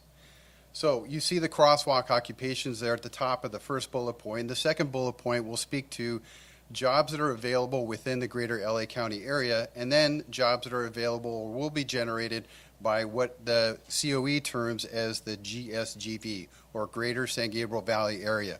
What they define that is they take the center of our 7 districts that we serve in San Gabriel Valley ROP, and then they derivate out a reasonable driving distance where people could commute. From that, they've brought these numbers for you, okay? Then, as you'll see in the next bullet point, represents something that you'll see in a pattern as we continue, that I give you a example position or job that has the most growth projected within that area, or AME. And then associated with that would be the approximate entry-level wage. In this case, $15 to $28 an hour, graphic designer, 41% growth. The next bullet point in each and every slide from here and thereafter will be the amount of community colleges that focused on that specific area. Then we'll talk about the number of awards given by these community colleges, and then a projection of job growth within the GSGV. So on its face regarding AME, it looks as if that we're what is called approaching demand, as the number of awards roughly match or seem to be in line with the projected job openings within the immediate area, but there is a little bit more to that story, which I'll refer to in a bit later. Okay, engineering and architecture, page 54 to 55. Again, you see the crosswalk areas, 535 jobs in LA County area, 105 of those in GSGV area. What that would be primarily would be the highest growth seen in architectural civil drafters, and an entry-level wage of $23 to $28 an hour. Good news, right? Because that's a living wage. However, there is some bad news to go with that. The community colleges as a whole and our system, our education system, is providing 3 times the number of students for the need. By the numbers there, and something also for the board to consider, that the higher level jobs or higher paying jobs related to this also require that students are able to master trigonometry, which we know unfortunately is a little bit difficult to do so, right? So that's something for the board to consider as you make decisions with regard to how to continue or proceed. Next would be business and finance. Pages 56 to 57. Now, Glendora USD programs crosswalk only to 1 occupation, although it is kind of laced within a lot of the curriculum that we have. As you can see, there's a high number of over 10,000 jobs in LA County area and about 1,800 within our particular home region. What it's related to is general office clerk. That is a $15 hour wage, obviously well below living wage, but Fortunately, data indicates that this is a job that certainly is a stepping stone, right? That is within every organization, from the small mom and pop business all the way to major corporations that reside within our area. And as you can see, there's quite a number of awards, but nowhere near the need for this given region. Okay, there's a little bit that we have to unpack with regard to health science and medical technology, pages 58, 59. So at first, the good news, we see 60,000 plus jobs related to that. So we're excited, right? And over 11,000 jobs within our region, further excitement. However, a word of caution, those jobs are directly related to home health program, home health care aides, 82% of those. However, that's a very low entry wage job, $15 to $18 an hour. But there is a solution for you all to consider as a board and as a community. If you add the elements of things such as what we're providing this summer, medical billing, career exploration, and or other things related to secretarial or administrative work, and you add on top of those existing programs, then you add a mean of $4 an hour to those wage, and thusly creating nearly or at a livable wage. So we need to, we would recommend that you consider enhancing the current programs that we have. And as you can see, there are quite a number of jobs opening, as I mentioned. Information and communication technologies, again on page 60, again we have to unpack a bit of information. So there are 3 occupations with crossover within your school district, nearly 1,900 jobs, 275 of those within our home region area. And what are they related to? It's not the incredibly high, impactful sounding social media construction jobs as far as programming and things of that nature. It's your day-to-day person that helps all of us survive our work week and month, and that is the IT person, right? And that job is related to, it's called Computer User Support Specialist. 68% of the jobs within this industry sector, will be related to that. Good news, though, even though it's someone that we deal with every day and doesn't sound very attractive, right, or not as significant, it provides immediately a livable wage of $22 an hour and up to $35 person, right? But I do want to caution the board and the community to let you know that we're approaching demand, right? So we need to monitor that both as a district and as I would recommend as a board, so that we don't provide too many persons for that career.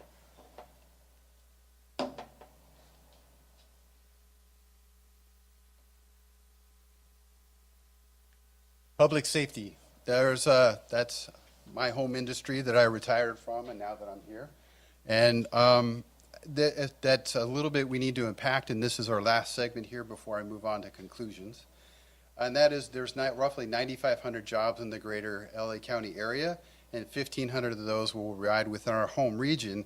However, 63% of those are related to security guard positions and security positions, which are on the lower scale of $15 an hour.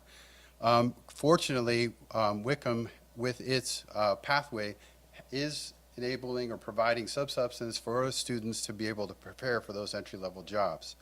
But there is something to be concerned about, or I want to point out the $52 an hour wage. That sounds fantastic, right? However, it's not really an entry-level job as given by the COE. I could be from personal experience that you require at least a minimum of 3 to 5 years.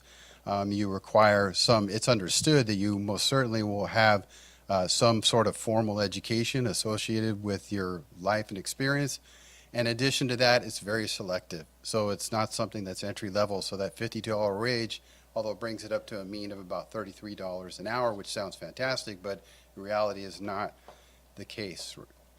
And as we see, though, again, it's another segment for you all to follow as a board, because it's, again, approaching demand, roughly 1,500, right in the ballpark.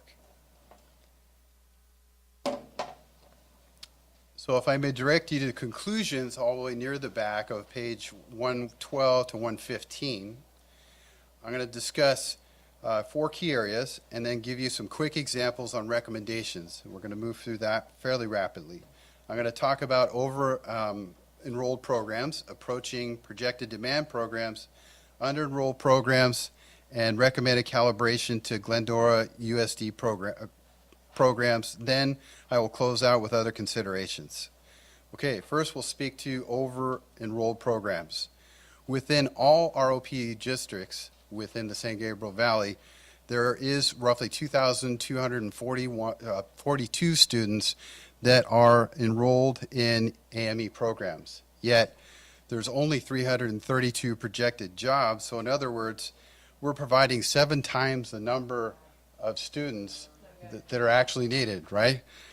Okay, so then I would like to point out to, a fantastic career, right? We see SpaceX and things of that nature in our area. So engineering and architecture is a terrific career path. However, there's an issue, and that is that we're providing 6 times the number of students that can fulfill the local jobs for that area. Then approaching demand, as I mentioned, so I'll quickly go through them because since I've already discussed them. Information and communication technologies, AME, and public services related to public safety are areas that the board, I would recommend that you monitor as we're at or approaching demand. But I will tell you that I want you to keep an open mind for other areas of public safety, which I'll mention in a minute. Then under-enrolled programs, San Gabriel Valley ROP as a whole has 208 marketing and sales and service students. None are enrolled in such a field or in Glendora USD. There are, however, 2,335 positions open focused on sales. So that's something to consider in the future. Then in addition to that, as I stated, business and finance related courses, no persons are directly enrolled in such courses in Glendora USD, but there is yet 1,800 jobs available in the future for that. And of note, district-wide, all 7 districts for ROP, none have a program to where there's building and construction trades-related jobs. Yet, there's a projection of 552 jobs per year related to that industry. Recommended recalibrations for Glendora USD. It is recommended that the board consider expanding course offerings to include more than a single course in a given pathway and or to provide more comprehensive training with pathway, therefore exposing students to a broader array of applicable knowledge, skills, and abilities. Example 1.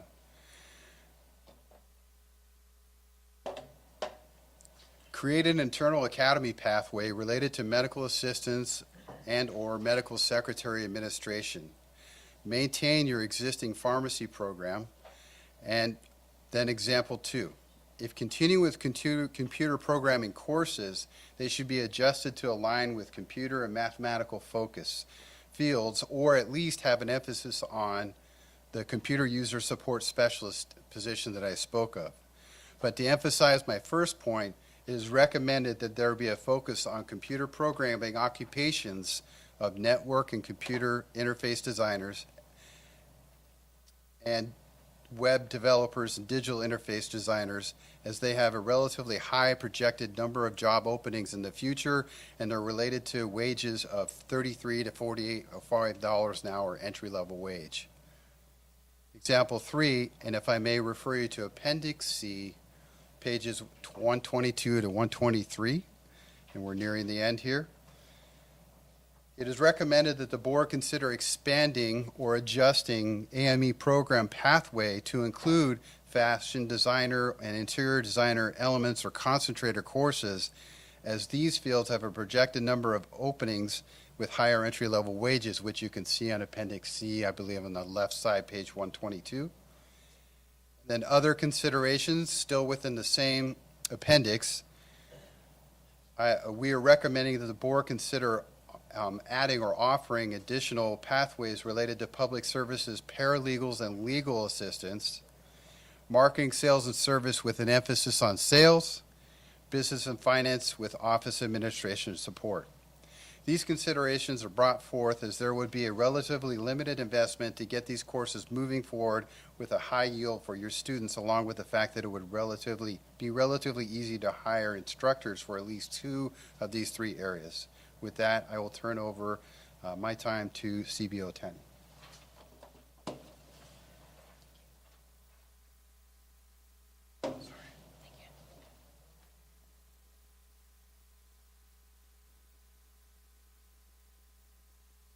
Good afternoon, everyone. Thank you for a time for us presented a very brief ROP finance summary.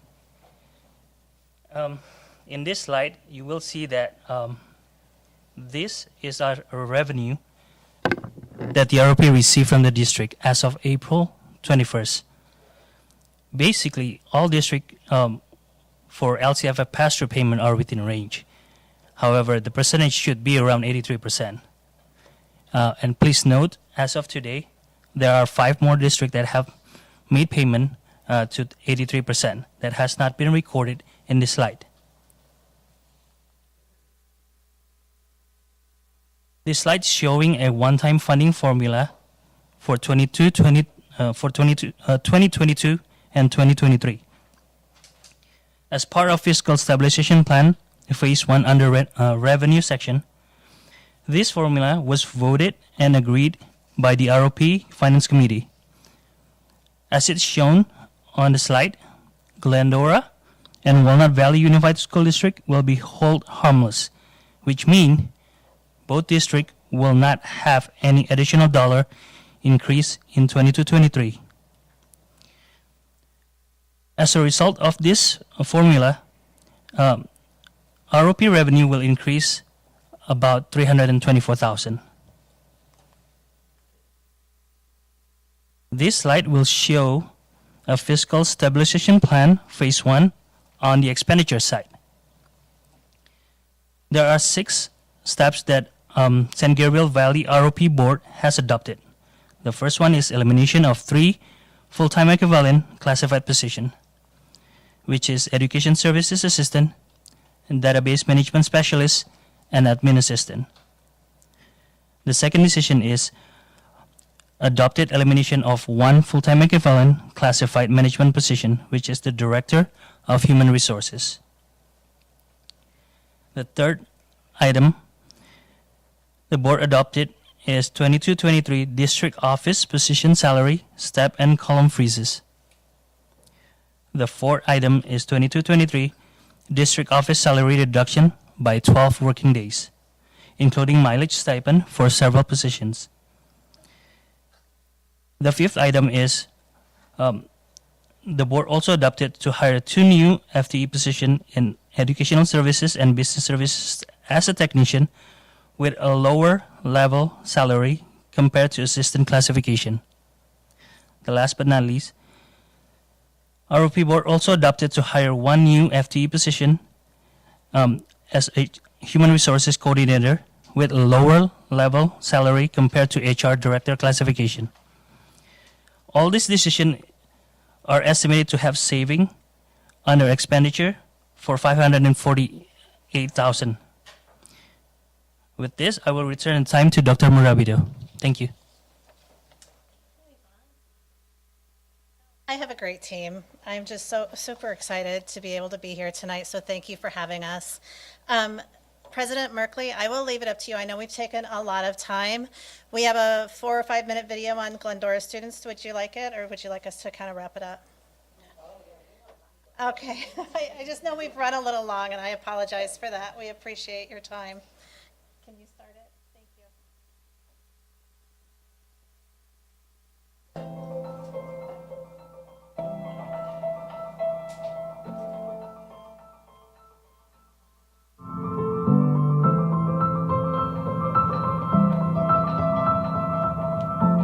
Hi, I'm Terry Wall. I am the teacher of the robotics pathway classes here at Glendora High School. We cover the fundamentals of computers from systems, the hardware, softwares at every level, and then we introduce them to computer applications. The students learn to design the complete robotic systems, all the parts and the completed assemblies, and can simulate them. Hi, my name is Audrey Evis, and I'm part of the robotics program at Glendora High School. I was interested in the robotics program because the class seemed different from other classes, and I kind of always was curious about computer science, so I thought it would be a good opportunity to dip my toe in the water and see if I liked it or not. Oh, well, this stuff you just can't teach it, straight from a book. It's kind of like, it would be kind of like trying to learn to dance by reading a book. You've got to actually get your hands onto it. You've got to actually experience the technology. It's a hands-on field, and it can only be mastered through hands-on practice. We did a lot of hands-on stuff, especially in the robotics class, the second portion of the ROP pathway. Like, we were working on building a rover, which was a lot of fun. So I just like the hands-on aspect of it. Like, I get to try it out myself and see what it would be like if that was actually my job. It's just been a lot of fun doing that because you get to figure out like the whole process of making the parts and building them. It gives me the experience I need to like get a job in the future. And also it just helps me know that I do want to do this as a job. Like, it's a lot of fun. We were issued a grant this year of $8,000. $2,500 we are free to spend on our competition robots, and $5,500 is for the exclusive use of scholarships for students who are going into fields such as mechanical engineering. My favorite experience so far was probably building the rover, but something that I've really liked this year is how we've been using AutoCAD or Autodesk Inventor, where we make like 3D models or 3D digital models of our parts online. It's a lot of fun because you take like the ideas in your mind and you get to see them on the screen. You should definitely take this class. Like, it's a really good experience because you get to figure out if you're actually interested in science or engineering, and it's just a really good experience. You'll have a lot of fun. Mr. Wool's a really good teacher. Like, he's always there for his students, and whenever we need help with anything, he's always very hands-on, helping us, showing us what to do. The most gratifying thing for me is I in some way have influenced a student in the way he sees their future. Anytime I can get them to think in terms of planning for a future, I consider it a success. I've had a couple of students that credit me with their choice of going into mechanical engineering, and in fact, one student brought me his first project as a mechanical engineering student at Cal Poly, and I was real touched that he thought of me when he wanted to bring that project to me, and so holds a place of honor in my room.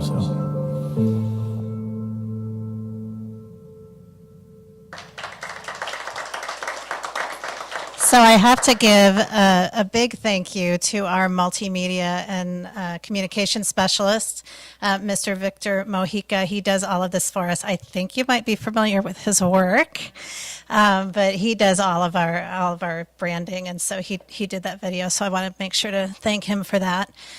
So thank you for this opportunity to be here. We know that when we bring you recommendations, they are just that, recommendations. We are grateful partners to work with all of you to determine what is best for Glendora Unified, and we're happy to take any questions or comments at this time. Thank you so much. This was amazing. We'll start with Mrs. Reuter. First, I want to thank you all for coming and for your patience in waiting your turn for your presentation tonight. We value the input of our community greatly, but we've really been also looking forward to this presentation. So thanks for waiting and giving us this really super important information.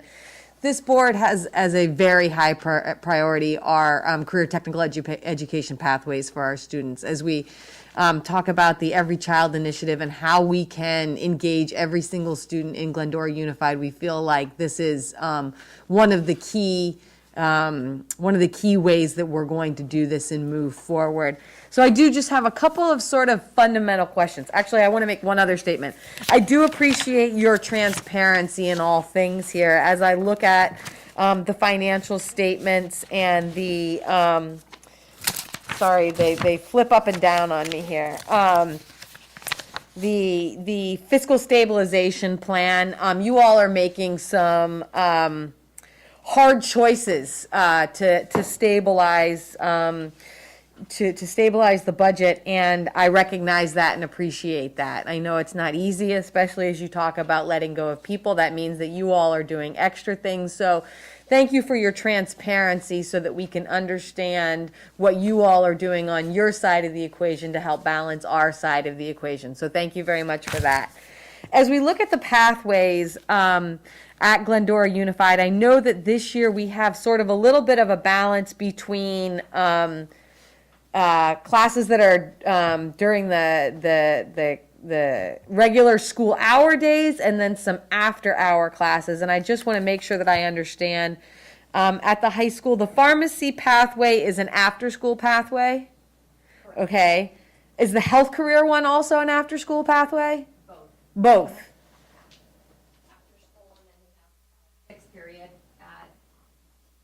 Sixth period at Glendora High School, and the same teacher teaches a period at Whitcomb as well. Okay, so is that the concentrator that's the sixth period? This school year, all of the students were concentrator Oh, 'cause students. it's the first year. Yes. Okay, right on. Okay. Computer program is during the day. Yes. And after school. And after school. Correct. Okay. I know that the CAD are both during the day because both of my kids are in those classes. One's a second year, one's a first year. I know that one. The commercial art and digital photography during the day. And the graphic arts during the day. Yes. So what else is after school? Right now, just pharmacy and health careers. Okay. Those okay, were great. after school. Was there a water something that we explored? We tried water tech, we tried early childhood, and if you want to speak to those, you certainly can. Yeah, please. Yes, absolutely. Water technology teachers are like unicorns. They're Oh. very hard to find. Okay. Dr. Kelson and I both worked with one from Citrus College. Unfortunately, his return to the classroom was challenging and didn't have the time to be able to devote to students. We're continuing to create that partnership and hopefully can bring someone on board because there was definitely an interest with students. Students were really interested in taking water technology. We had a huge demand. Okay, and what was the other one? Child development. Okay. And was that an issue of low interest on our part, or our students' part, as far as not moving forward with that one? Combination of two things. There was a low interest, but there was also, we had challenges with instructional. So getting a teacher here to be able to teach after school, it's only 2 sections. So bringing somebody in for 2 sections is sometimes difficult. What we managed to do is have somebody come from another campus. Their campus happened to switch to the later schedule, so she wasn't getting out till 3:30. They moved to the 8:30 start for next year early, and students here were getting out at 2:40. So it was a tough transition for students to be able to hang out and be here after school. And I understand from past that it is very challenging to get students to go to different sites for different classes, that is just the hurdle of transportation makes it challenging. So I just want to put that out there into the ether that way. It's not just like, oh, well, if you like something, go take it over here. There are logistical challenges that way. So then I'm really interested in your recommendations. So when we start talking about recommendations, and as much as I would hate to, I think that the CAD classes are quite full and popular. However, a very unequal.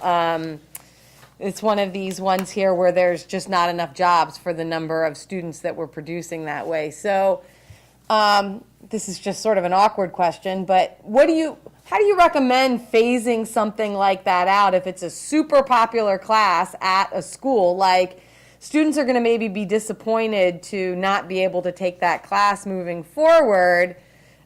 Is it that you put something else in there that's equally as exciting but has jobs? Maybe that we need to do a good education road show to our students to get them excited about other alternatives this way? Like, how do we as a district logistically take something away?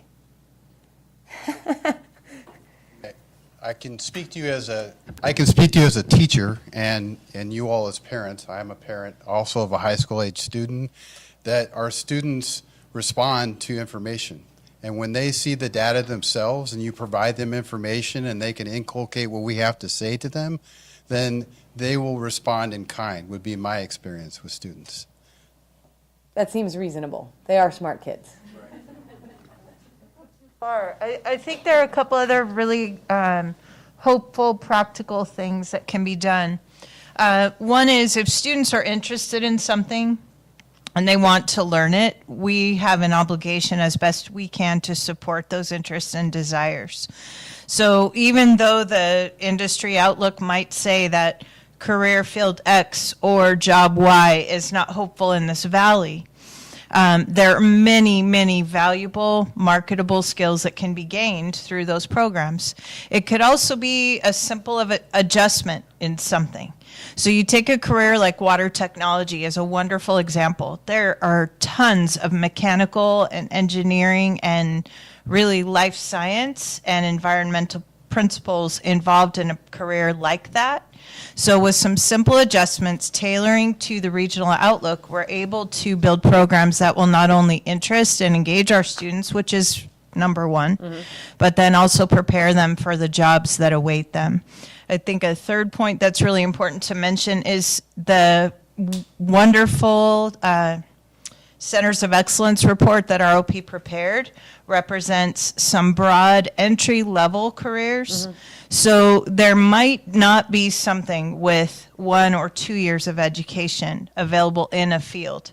However, if you look at what would happen if somebody earned a bachelor's degree, or if somebody earned a bachelor's degree plus another certificate or 2, tons of opportunities there. Bottom line, we work together all the time to meet student demand and interest as expressed in the registration process, while also doing practical things to help them find jobs when they're done with their high school and post-secondary education. Well, and both Nadia and Audrey Emis in the video talked about the importance of helping them figure out what they want to do as they move on to into college, right? So you got, as we try and reach every single student here in Glendora, we've really got to look at the, so I don't really want to get rid of CAD, but you know, just curious on I would really love to expand, but I think that makes Mrs. Vicar a little nervous sometimes when I just say, let's do them all.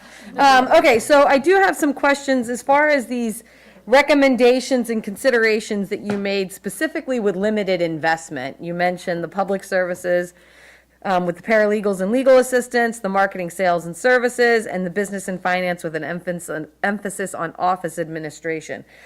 I do appreciate that because I realize there aren't quite as many hands-on gadgets. There's not as much capital that has to be purchased as far as that's concerned. So what does it take for us? Is it after, I mean, we can't add things into the master schedule for next year. That'll make everybody's head explode as far as that's concerned. But can we still, are we able to add these in as the after school programs? Like, how do we start broadening our offering this way? My recommendation would be to create a 3 to 5 year plan and look and evaluate some phasing in of programs that you feel are prioritized. So I prioritize a program that you would find most advantageous to your students. Then also understand that we can also add, or there are elements of these programs with everything we currently offer. As an example, entrepreneurship, management and business knowledge, acumen in resumes and giving interviews, things of that nature. They already exist in our programs, but we can begin tailoring them toward that direction. Yeah, you mentioned this is sort of on that same topic about how to enhance ones that we already have.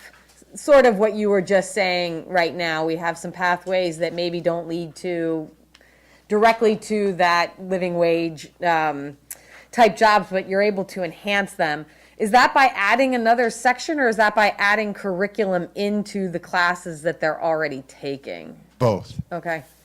Both. You can, as an example, the interior and fashion design. You could add that as at first, a segment of class, 6 to 8 weeks, 5 to 6 weeks, and test that out. The teacher gets experience with that, and then maybe from that build a concentrator, depending upon budget and other needs. All right, I'll let everybody else ask some questions now, but I really do appreciate all of your time coming here this evening, and this has been a very informative presentation, and I sincerely appreciate your partnership, as you both mentioned, with both Dr. Kelson and Mrs. Vicar, and our own trustee Ellenson, who has been a champion of the ROP for a long time here in Glendora. He's been working very hard to get us to this point where we're all very excited and prioritize CTE moving forward. So thank you all very much, sincerely. Just one thing to add to your question. Also, what we provide at our home district site is online learning modules. So students during the summer can take courses in pathways that may not be offered on campus, and it doesn't impact your budget directly. It's offered through our main office, through our grant funding. Yeah, absolutely. Right, thank you. Ms. Board? Thank you. I also want to thank you for coming tonight and explaining this nice, thin book. But, you know, when I get home and look at this stuff, I'm like, whoa, you know, that little cloud is going around my head. So I appreciate the guidance that you gave on looking through the book, and also your newsletters. I'm looking forward to reading that. And I have to tell you, I've been on a couple of field trips to a couple of schools that have some ROP, and I'm amazed at the engagement of the students. I mean, these kids, I've asked the admin that were giving us the tour, you know, as a teacher, I know when my students were engaged, I didn't have issues with discipline. They were so busy, they didn't have time to, and they were talking about their discipline had gone down. Their recorded cases of orneriness or whatever went down because those kids were so engaged. And they're learning at the same time. So learning can be, if you will, fun and engaging at the same time. So I'm excited to see these things happen here for our Glendora students, because not everybody is on the same path, and we need to provide things for all kids. Thank you. Thank you. Dr. Fernando? You got me a little emotional seeing Audrey Immis up there, since I remember as a freshman, and now she's talking with such eloquence about her experience. But it was great to see Audrey up there, and glad that she's been one of your students. The online classes that you mentioned, have you made that known to like the counselors, and is that being communicated widely to students that the opportunity is available to them? Yes, we distributed to all counselors. Dr. Kelson also sent it out because when it comes from somebody very important, people listen, you know. If I send it out, a couple people listen, but when it comes from Dr. Kelson, the principals and the counselors, they send it out, and we've gotten a number of students enrolled from Glendora USD already. Is that for credit? Yes. Okay. Yes, No, I think that'll they be- are credit courses. And I just think the fact that we're here having a conversation about the ROP is a big shift. The level of engagement in the ROP in the past was minimal at best. And I think with new leadership here in the district, with a deep level of expertise in Tracy, as well as, you know, Corey's ongoing engagement, but also Dr. Kelson has significant experience in this. Our district is really poised for a different level of engagement to provide the numbers of opportunities that you have that allows a student that graduates to know that they are successful even if they're not choosing a four-year college, right? Because our district is about success for all students, that they have a pathway to whatever it might be. And we don't want to create a structure or hierarchy as to what that means. So just want to commit that as part of our philosophy of education. I did have some questions. So paralegal, I think that was one of the ideas and considerations for pathways. I think that's a great idea. One of my concerns, and I wanted to see how you plan to address it, is student writing continues to get worse and worse due to the use of, you know, social media and the lack of, you know, business writing skills and whatnot. Two questions. One is that part of the program for the public services pathway? And number two, is business writing a course, an online course that could be offered to all students? Because many students may be great writing in literature, but they have no understanding of how to write in the professional context. So two questions related to that. With the pathways that we have, public service pathways at Wickham, we can have an emphasis on that. I taught administration of justice, forensic biology, and forensic chemistry And as a part of that, you write reports. Reports being business writing is an example. Also, we could expand, based upon recommendations from this board and others, provide summer courses in relation to strictly business writing. And that's something that could be tackled in that way. And one quick, it's anecdotal, but I taught my AOJ class as a criminology class, more almost like a political science class. So there was debating, conversation, and writing was definitely a part of it. And there was group writing projects to help those students that needed that little bit of extra. And I just wanted one thing to bridge the gap between Dr. Kelson's point with regard to the students that are at the four-year college level and in that direction, and the students that need jobs and a little bit of extra help. There is indication by research that you're 63% more likely to be successful in college if you're both career and college ready, and you're more likely to have a higher level of income after the 5 and 10 year mark. The man gives me 63%, I'm going to listen to him. It's very specific, thank you. The other question I had, because we have people maybe in the audience that don't understand the difference between a capstone and a concentrator. Talk to me about those differences. So at the end of a pathway program is a capstone, and that you have feeder concentrator courses, either one or more.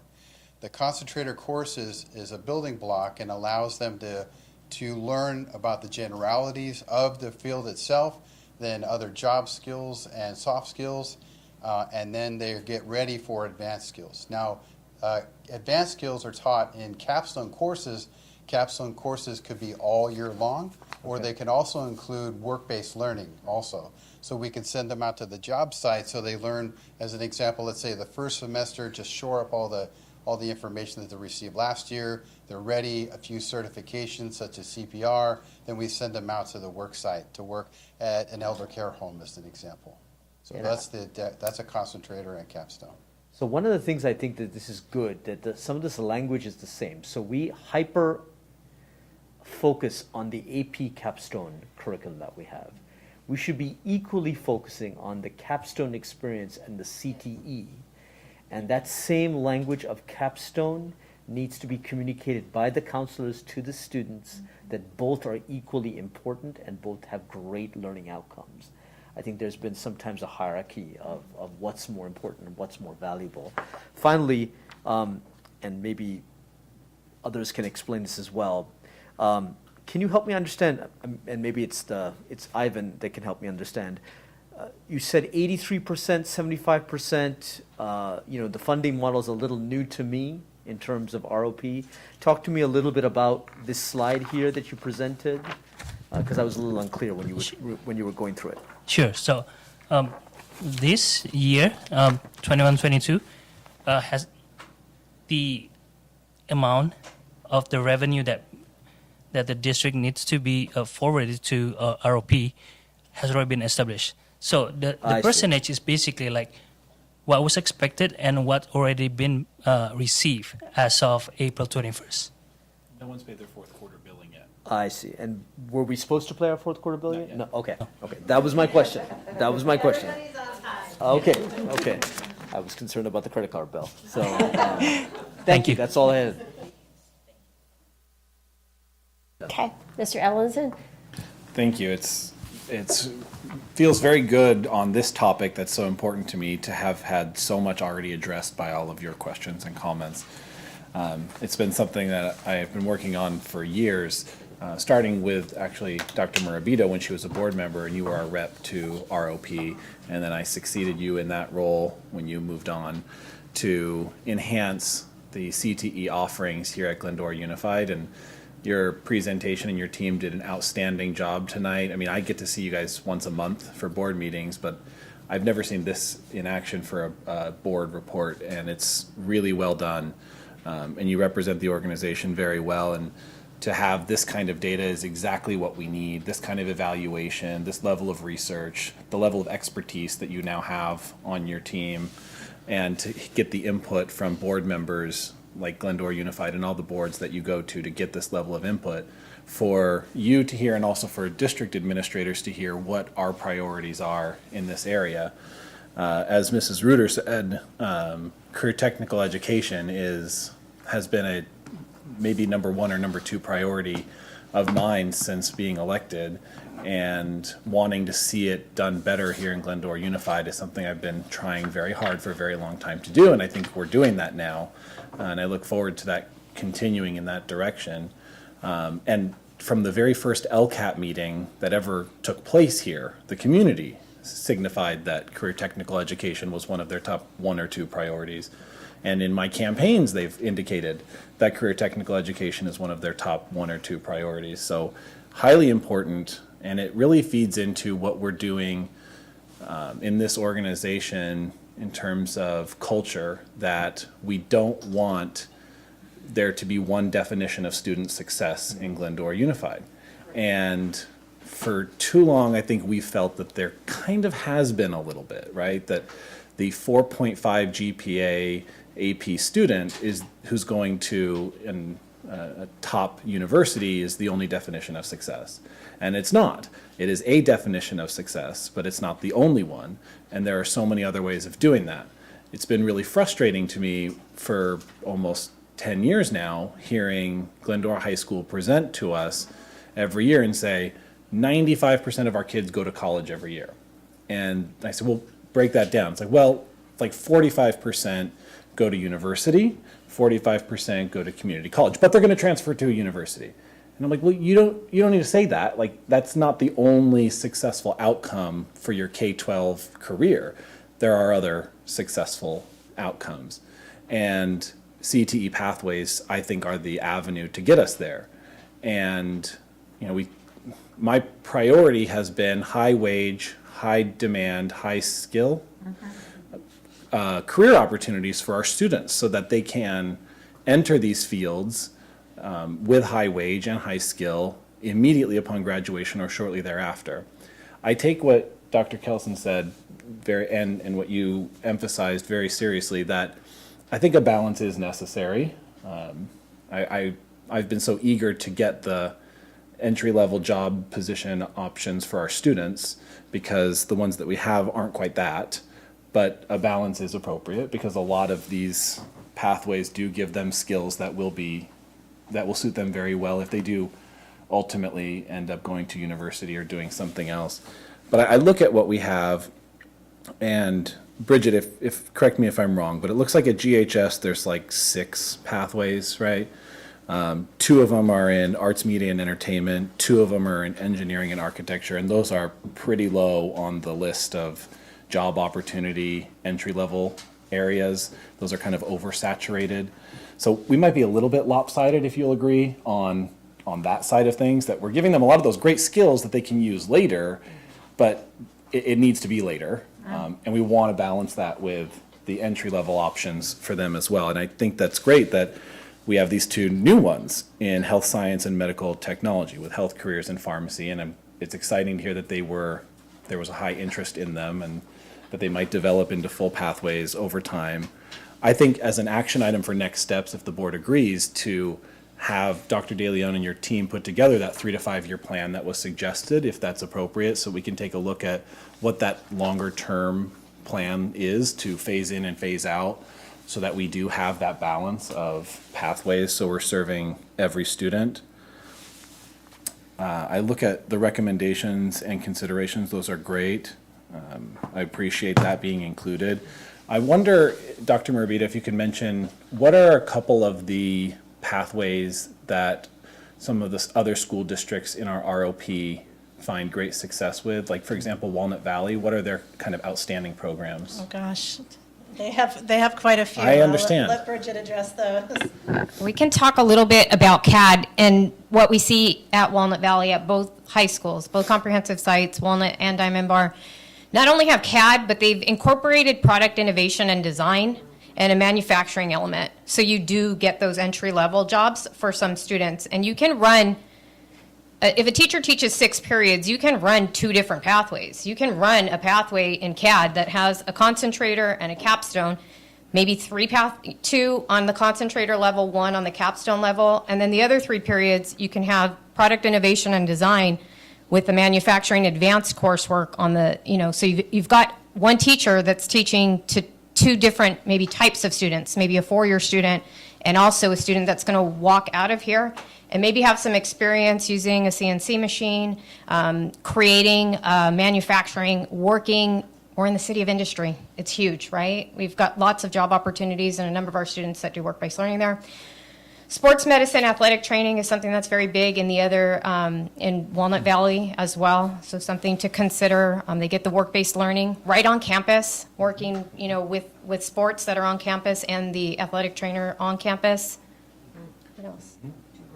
As an example, in relation to that program, the sports medicine program, at Diamond Bar High School, our instructor, Chase Paulson, is giving you can have your cake and eat it too. What I mean by that is that he's developing a course as we speak that's a capstone that'll both fulfill an IB requirement and a capstone requirement and provide job skills. In addition to that, there's a little bit broader scope or mindset, and this is a little bit out of my field, but UCA to G qualifications, they used my course as a D course to help students that were struggling with AP chemistry and things of that nature. So they would come into my course and help finish that D that they needed for graduation. So that's another perspective for you all to look at as a board perspective.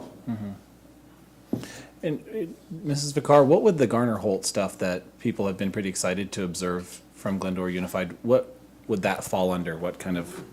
It's a great question. It actually falls underneath several different pathways.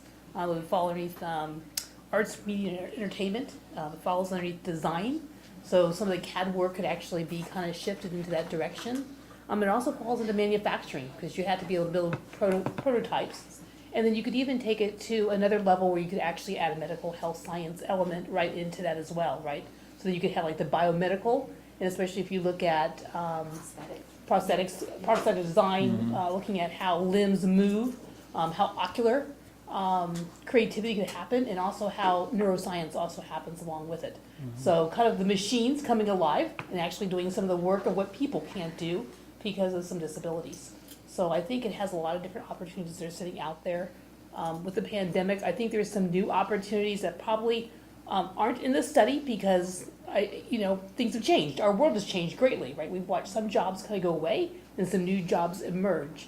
And with that, I think there's some new opportunity out there too that we could also explore with the ROP. I know we've had some conversation, but being able to work with some really great partners out there around jobs that are going away because people are retiring in huge numbers in some industries. Aviation comes to mind. Looking at the number of jobs with pilots, with air traffic control, looking at automation that's happening along with that as well for computer science. I think there's some real opportunities out there to be able to sit there and look at that high demand, high wage element and high skill that you were talking about, and really just straight through certifications, you're able to get there, and there's training out there with the federal government. So some really exciting opportunities, and I'm looking forward to partnering. Thank you. Lastly, I'll just reinforce the difficult work that you've done as an organization to right-size the organization and have it be high performing to serve the needs of 7 school districts. It's a large ROP. It's not easy to do that. So thank you for making those difficult decisions and all of the position control that you've had to demonstrate across the administrative level and do more with less. Falls on you every day and on all of your team. So thank you for doing that. Do you have any concept of how much in CTIG and Strong Workforce dollars the ROP has won since they started those grant programs? Oh, since they've started it, gosh, I'm looking at Stacy. It's been many. We've been awarded almost every time since before I got there. It's been a lot, and it's been a team effort, and I would be remiss if I didn't say thank you to Stacy for making sure we all get everything in on time. And yeah, it's definitely been a team effort, but we really appreciate the support from Glendora. Is it safe to say that Glendora Unified's benefited from millions or tens of millions of dollars in Strong Workforce and CTIG funding since those programs rolled out? For sure, Yeah. for sure. Thank you for that.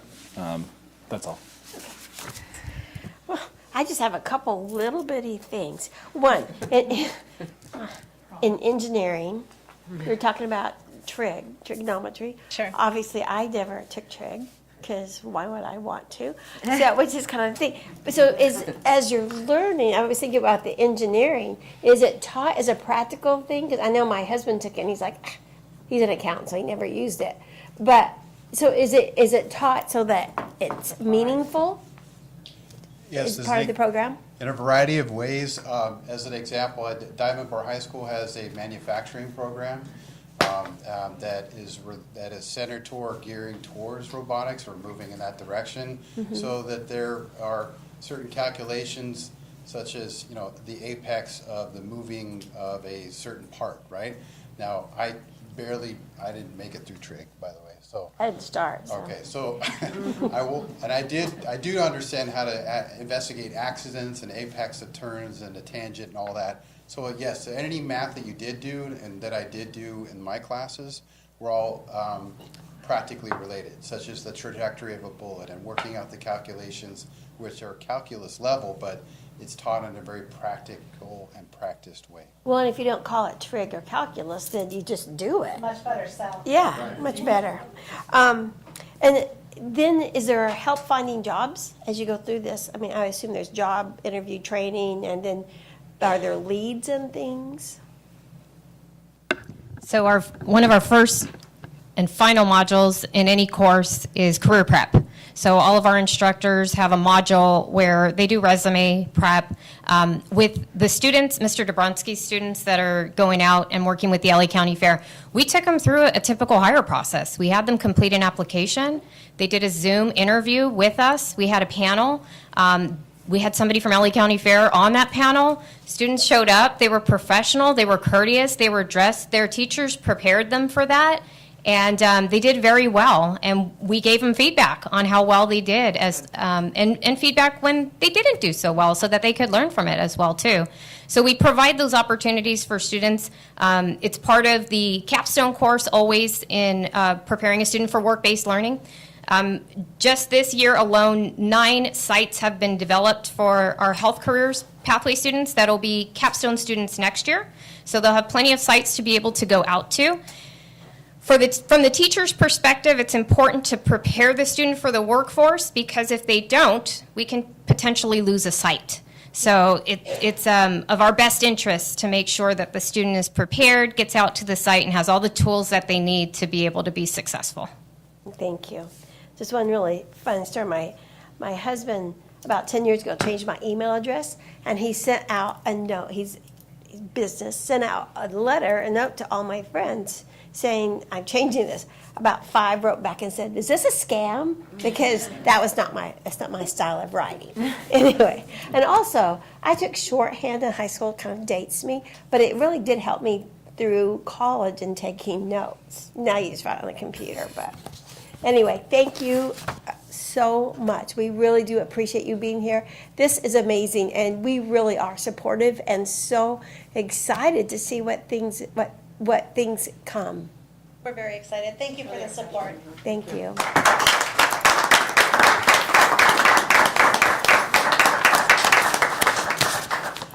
Okay. Since it's rather late, what? Okay. I have decided to skip 5.2, the multi-tiered system of support. We will just put that off to our June 13th meeting. Even if it's late, we'll do. Is everyone okay? Unless you really want to do it. Well, Dr. Murray stayed though, so come on. Dr. Murray, do you want to do it? Come on, let's do it. Okay, let's just do it. Okay, talk fast. We promise it won't go more than 45 minutes. Okay. These kind of folks came to see us. That's true. Okay. And Come on up. Kudos to our parents for coming in. Okay. Okay.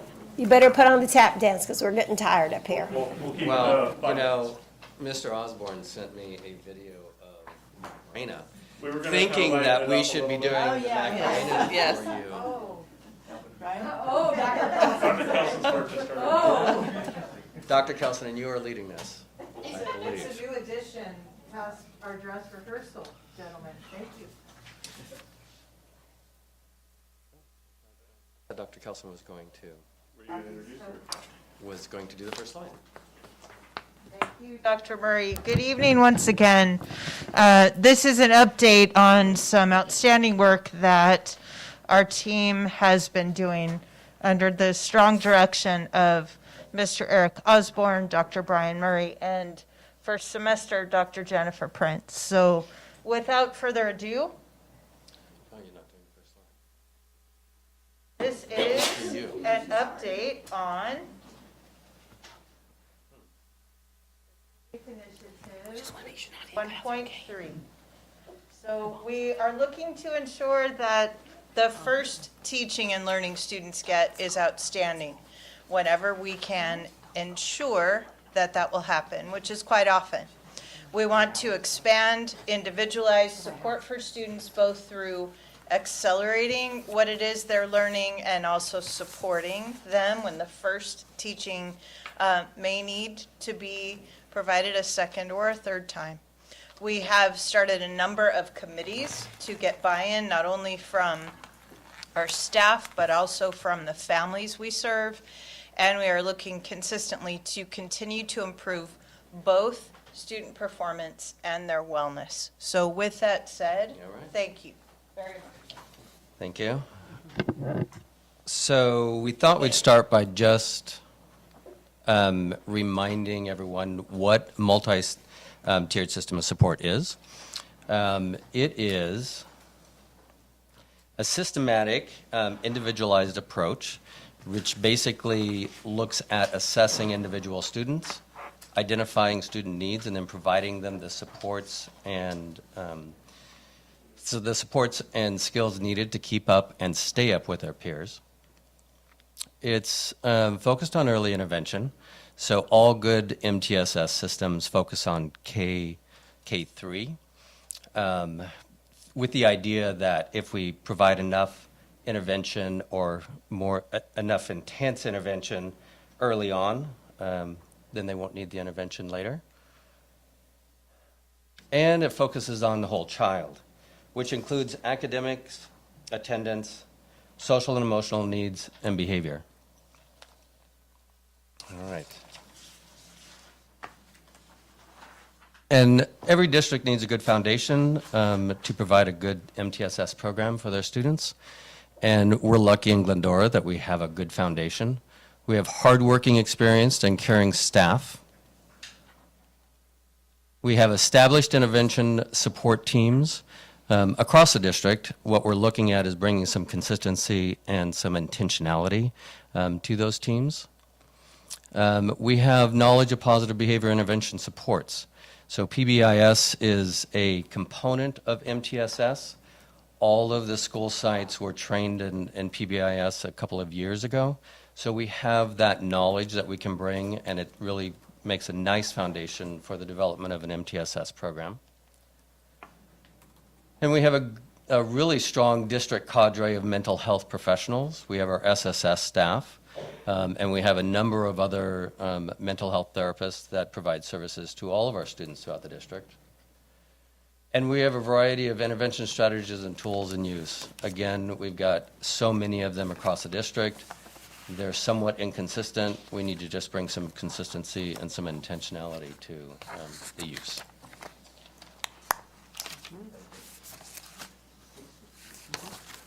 All right, so as the district continues to build our MTSS, where's the microphone?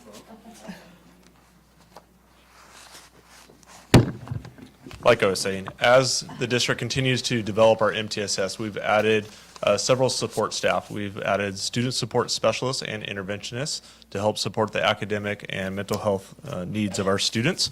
Under the guidance of Dr. Prince, we've utilized the STAR interim assessments. The STAR assessments will actually be our universal screener, which will help us to identify students at a very young age, those that are in need of academic support. We actually formed two committees this year, the MTSS committee and the Student Support and Safety Committee. Each committee consisted of a variety of employees throughout the district, and really the purpose of both of those committees were to identify areas, like Dr. Murray said, that need refinement throughout the district in terms of policies and procedures. Finally, we worked to provide training for our site administrators in alternatives to suspension, specifically restorative practices and student due process. As we look towards our future plans, we continue to need guidance and training. MTSS is a very large system, and so as district staff, we need support. So we're working with experts in MTSS to help guide our own practices. Our goals for next school year are to create site-based MTSS committees to drive the climate and culture at each school site, and also to provide for staff opportunities for feedback in the process. That's very important to our team. Knowing that most of our teaching and support staff have a very limited understanding of MTSS, we are going to provide every single staff member with a foundation of understanding in MTSS. And like Dr. Murray mentioned, K-3 is really important. We want to catch the kids at an early age and intervene so they could catch up to their peers. And so we will also be providing MTSS, specifically Tier 1, which is universal supports, and Tier 2, supplemental supports for our K-3 teachers and our students. And so in closing, I know that was a very brief overview of our MTSS. But as you can see, MTSS is it's a framework. It's a great framework that's going to provide support for all students. And as I heard you speak very clearly today, the definition of success is different for everybody. And we want to make sure that through this system, through our processes, our policies, and most importantly, our intervention structures that we have in place, we want to make sure that every child will have a powerful future. Thank you. Any Thank questions? you. You know, I'm going to go different. Mr. Ellison, where do you go? I'm just going to mix it up a little. I never get to go first. I have a question. Like, how is this different than what we've been doing for years? I mean, I look at the most basic slide with the triangles. It's like Tier 1 supports for all, Tier 2, Tier 3. Like, that's always been the case, right? We've always provided supports for all. We've always identified the students that need a little bit extra time, that need more resources, and we've devoted that. And then Tier 3, same thing. I don't know how it's different.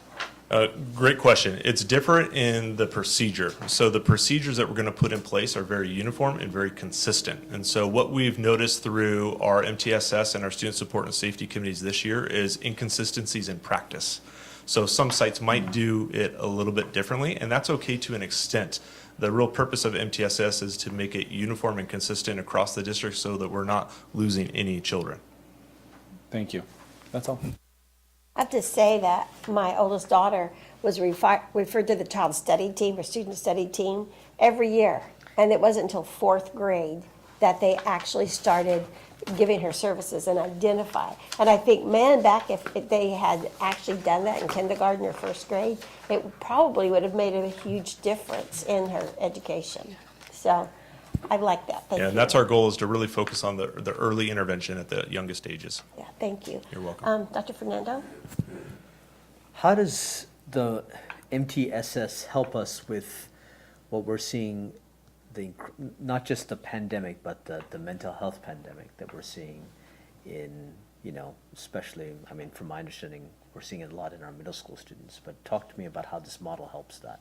Yeah, great question, Dr. Fernando. Actually, mental health district-wide is up. Nationwide, it's up, right?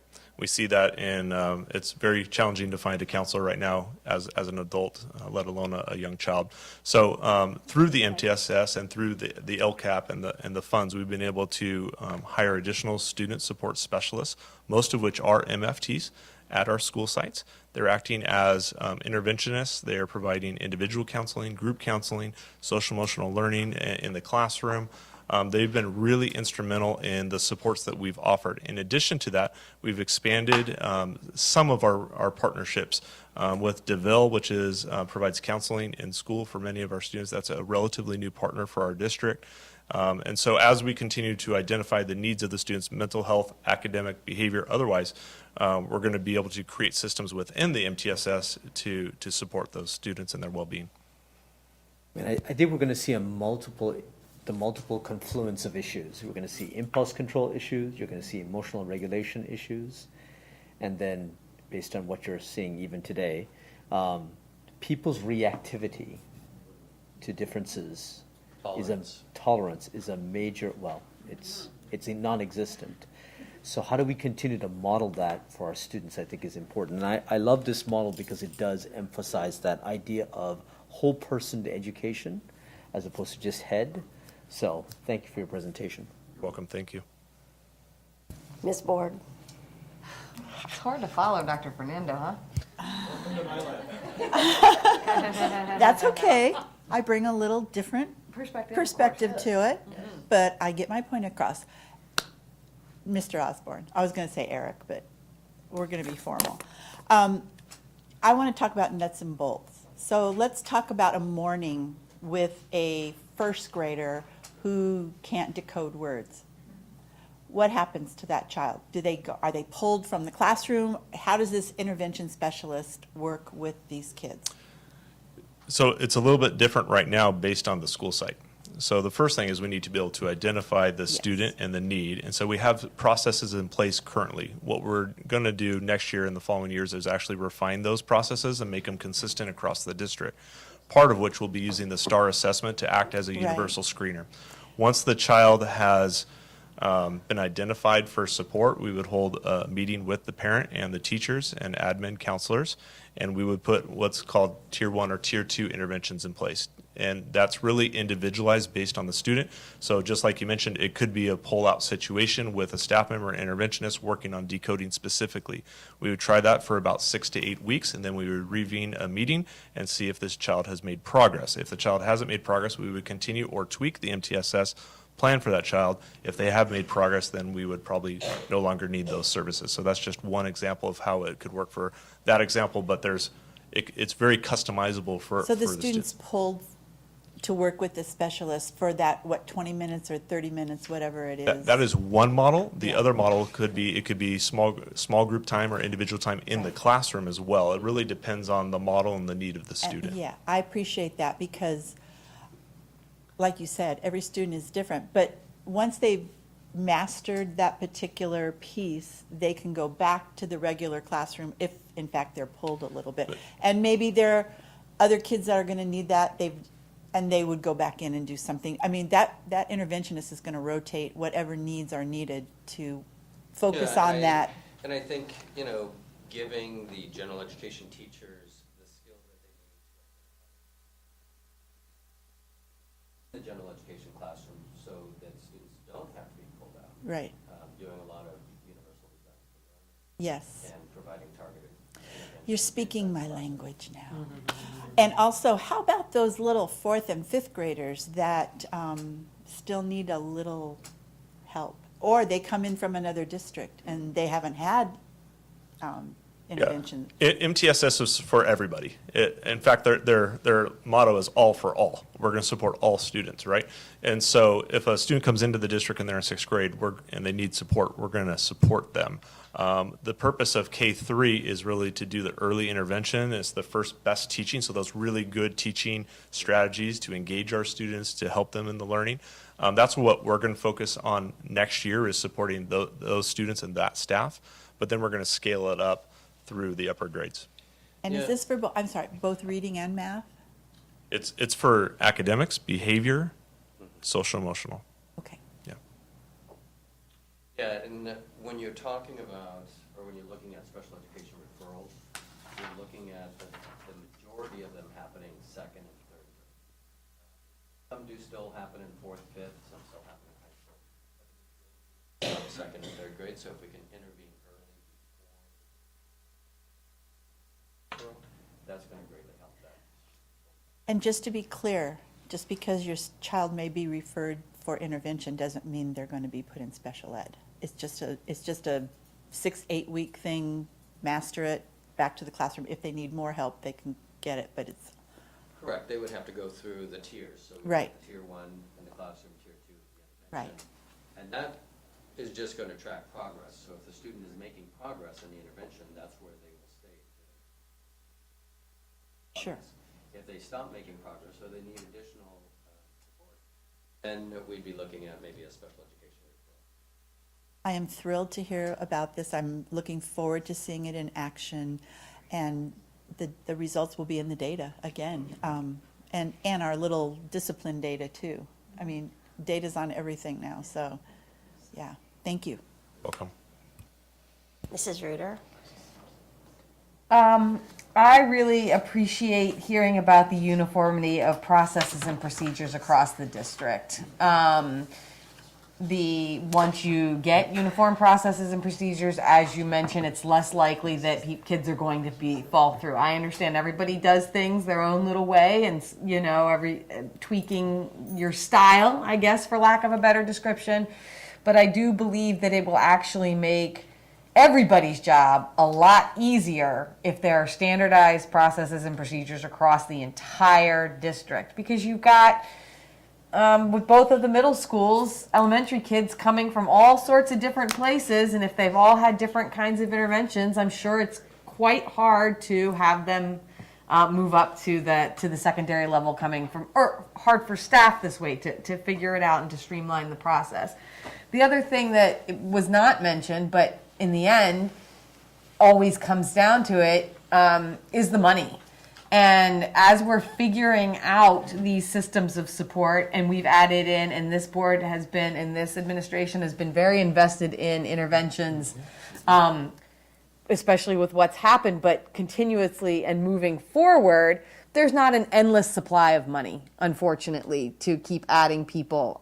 So again, standardizing those processes and procedures makes it more efficient as far as the need to add more people at all times in a district that's always having to keep our budget in mind. So I do just want to point out the importance of having standardized processes and procedures as far as efficiencies and staff are concerned. Finally, I will say that I have talked to teachers this year that have heard this MTSS like in the ether, like they're hearing the buzzwords, we're talking about it in the board meeting, I'm sure at high level administration is talking about it, but I'll be completely honest that a lot of teachers are very confused about really what it is, like what actually it is. So I appreciate this slide where you talk about how you really train some of the administrators on some of the concepts, but that next year is really where you're going to be moving into forming the site-based MTSS committees, because then these teachers are going to be part of the process and have the buy-in to bring their colleagues along with them, and the continued trainings for staff and families. I think that this is a wonderful model, and I'm not going to say it's revolutionary. It's quite fundamental, actually, I think. But really bringing the teachers along and engaging them this coming up year, and I think over-communicating, frankly, based on some of the comments and feedback that I've received, is going to be necessary. And I think that just having the structure is going to be so beneficial for all of our students, really, I guess is what I'm saying. So thank you very much. Thank you for waiting to present tonight. We both really appreciate this. Is another very high and one of the highest level initiatives as far as this board is concerned. So the information is important. I appreciate that it's almost 10 o'clock. Thank you. Thank you, everybody. Thank you. I just want to say before I leave, I really appreciate your student focus this year.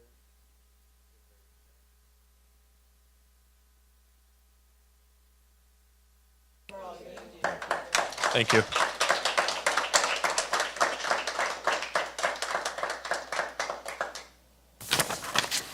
Okay, 6.1, discussion items. A revision of board bylaw 9220, governing board elections as presented for first reading. I didn't print it out. It's a resolution for the election? Yes, it Yeah. talks about voting age and... This is the board bylaw, am I right? Yes. It was- Sorry. No, We need to bring it back. No, it had to do with codifying the fact by board policy that elections have to be done by trustee area, because it still says in your board policy that it's at large. And Yes. therefore, yeah. Do we have to do another reading since we're all familiar with it? And we've already... So this just changes the bylaws to Yeah. reflect To say trustee area. trustee area. Yeah. I would recommend you waive the second reading. Okay. Okay, I move that we adopt this board bylaw foregoing the second reading. Second. Okay, moved by Mrs. Reuter, seconded by Dr. Fernando. Any questions, any comments? All in favor say aye. Aye. Okay, Pat, did I, Mr. Ellison, did you say aye? Sorry Okay. if Mrs. Ruder, you couldn't, I was a little bit quieter. Okay, got it. Okay. Approval of consent items, we may take them all at once as a whole, or I don't think we have any to pull out, do we? No. No. Mrs. Board has her purse out. She is ready to go. And I'm ready to make the motion. Go ahead. Don't go too fast. Well, Okay. you know what I'm going to say. Go ahead. I move that we combine all the consent items and approve them. Okay, Ms. Board moved, Dr. Fernando seconded. All in favor say aye. Aye. Aye. I'm Okay, ready, motion You passed. didn't ask for opposed. I did not, oh, any opposed? I'm ready for We're the next, good. I'm ready Okay. for the next motion too. You have to move. I'm fixing to. All right. Just give Wow. My mother, my mother is here. She fixes. That's a good word. I move that we go home. I Okay. do want to thank everybody that Yes. stayed. There's some tried and true. Yeah, I it's usually second. just us. Second. Okay, moved by Ms. Board, second by Mrs. Reuter. All in favor say aye. Aye. Any opposed? Okay, we're going home. Just, let me look.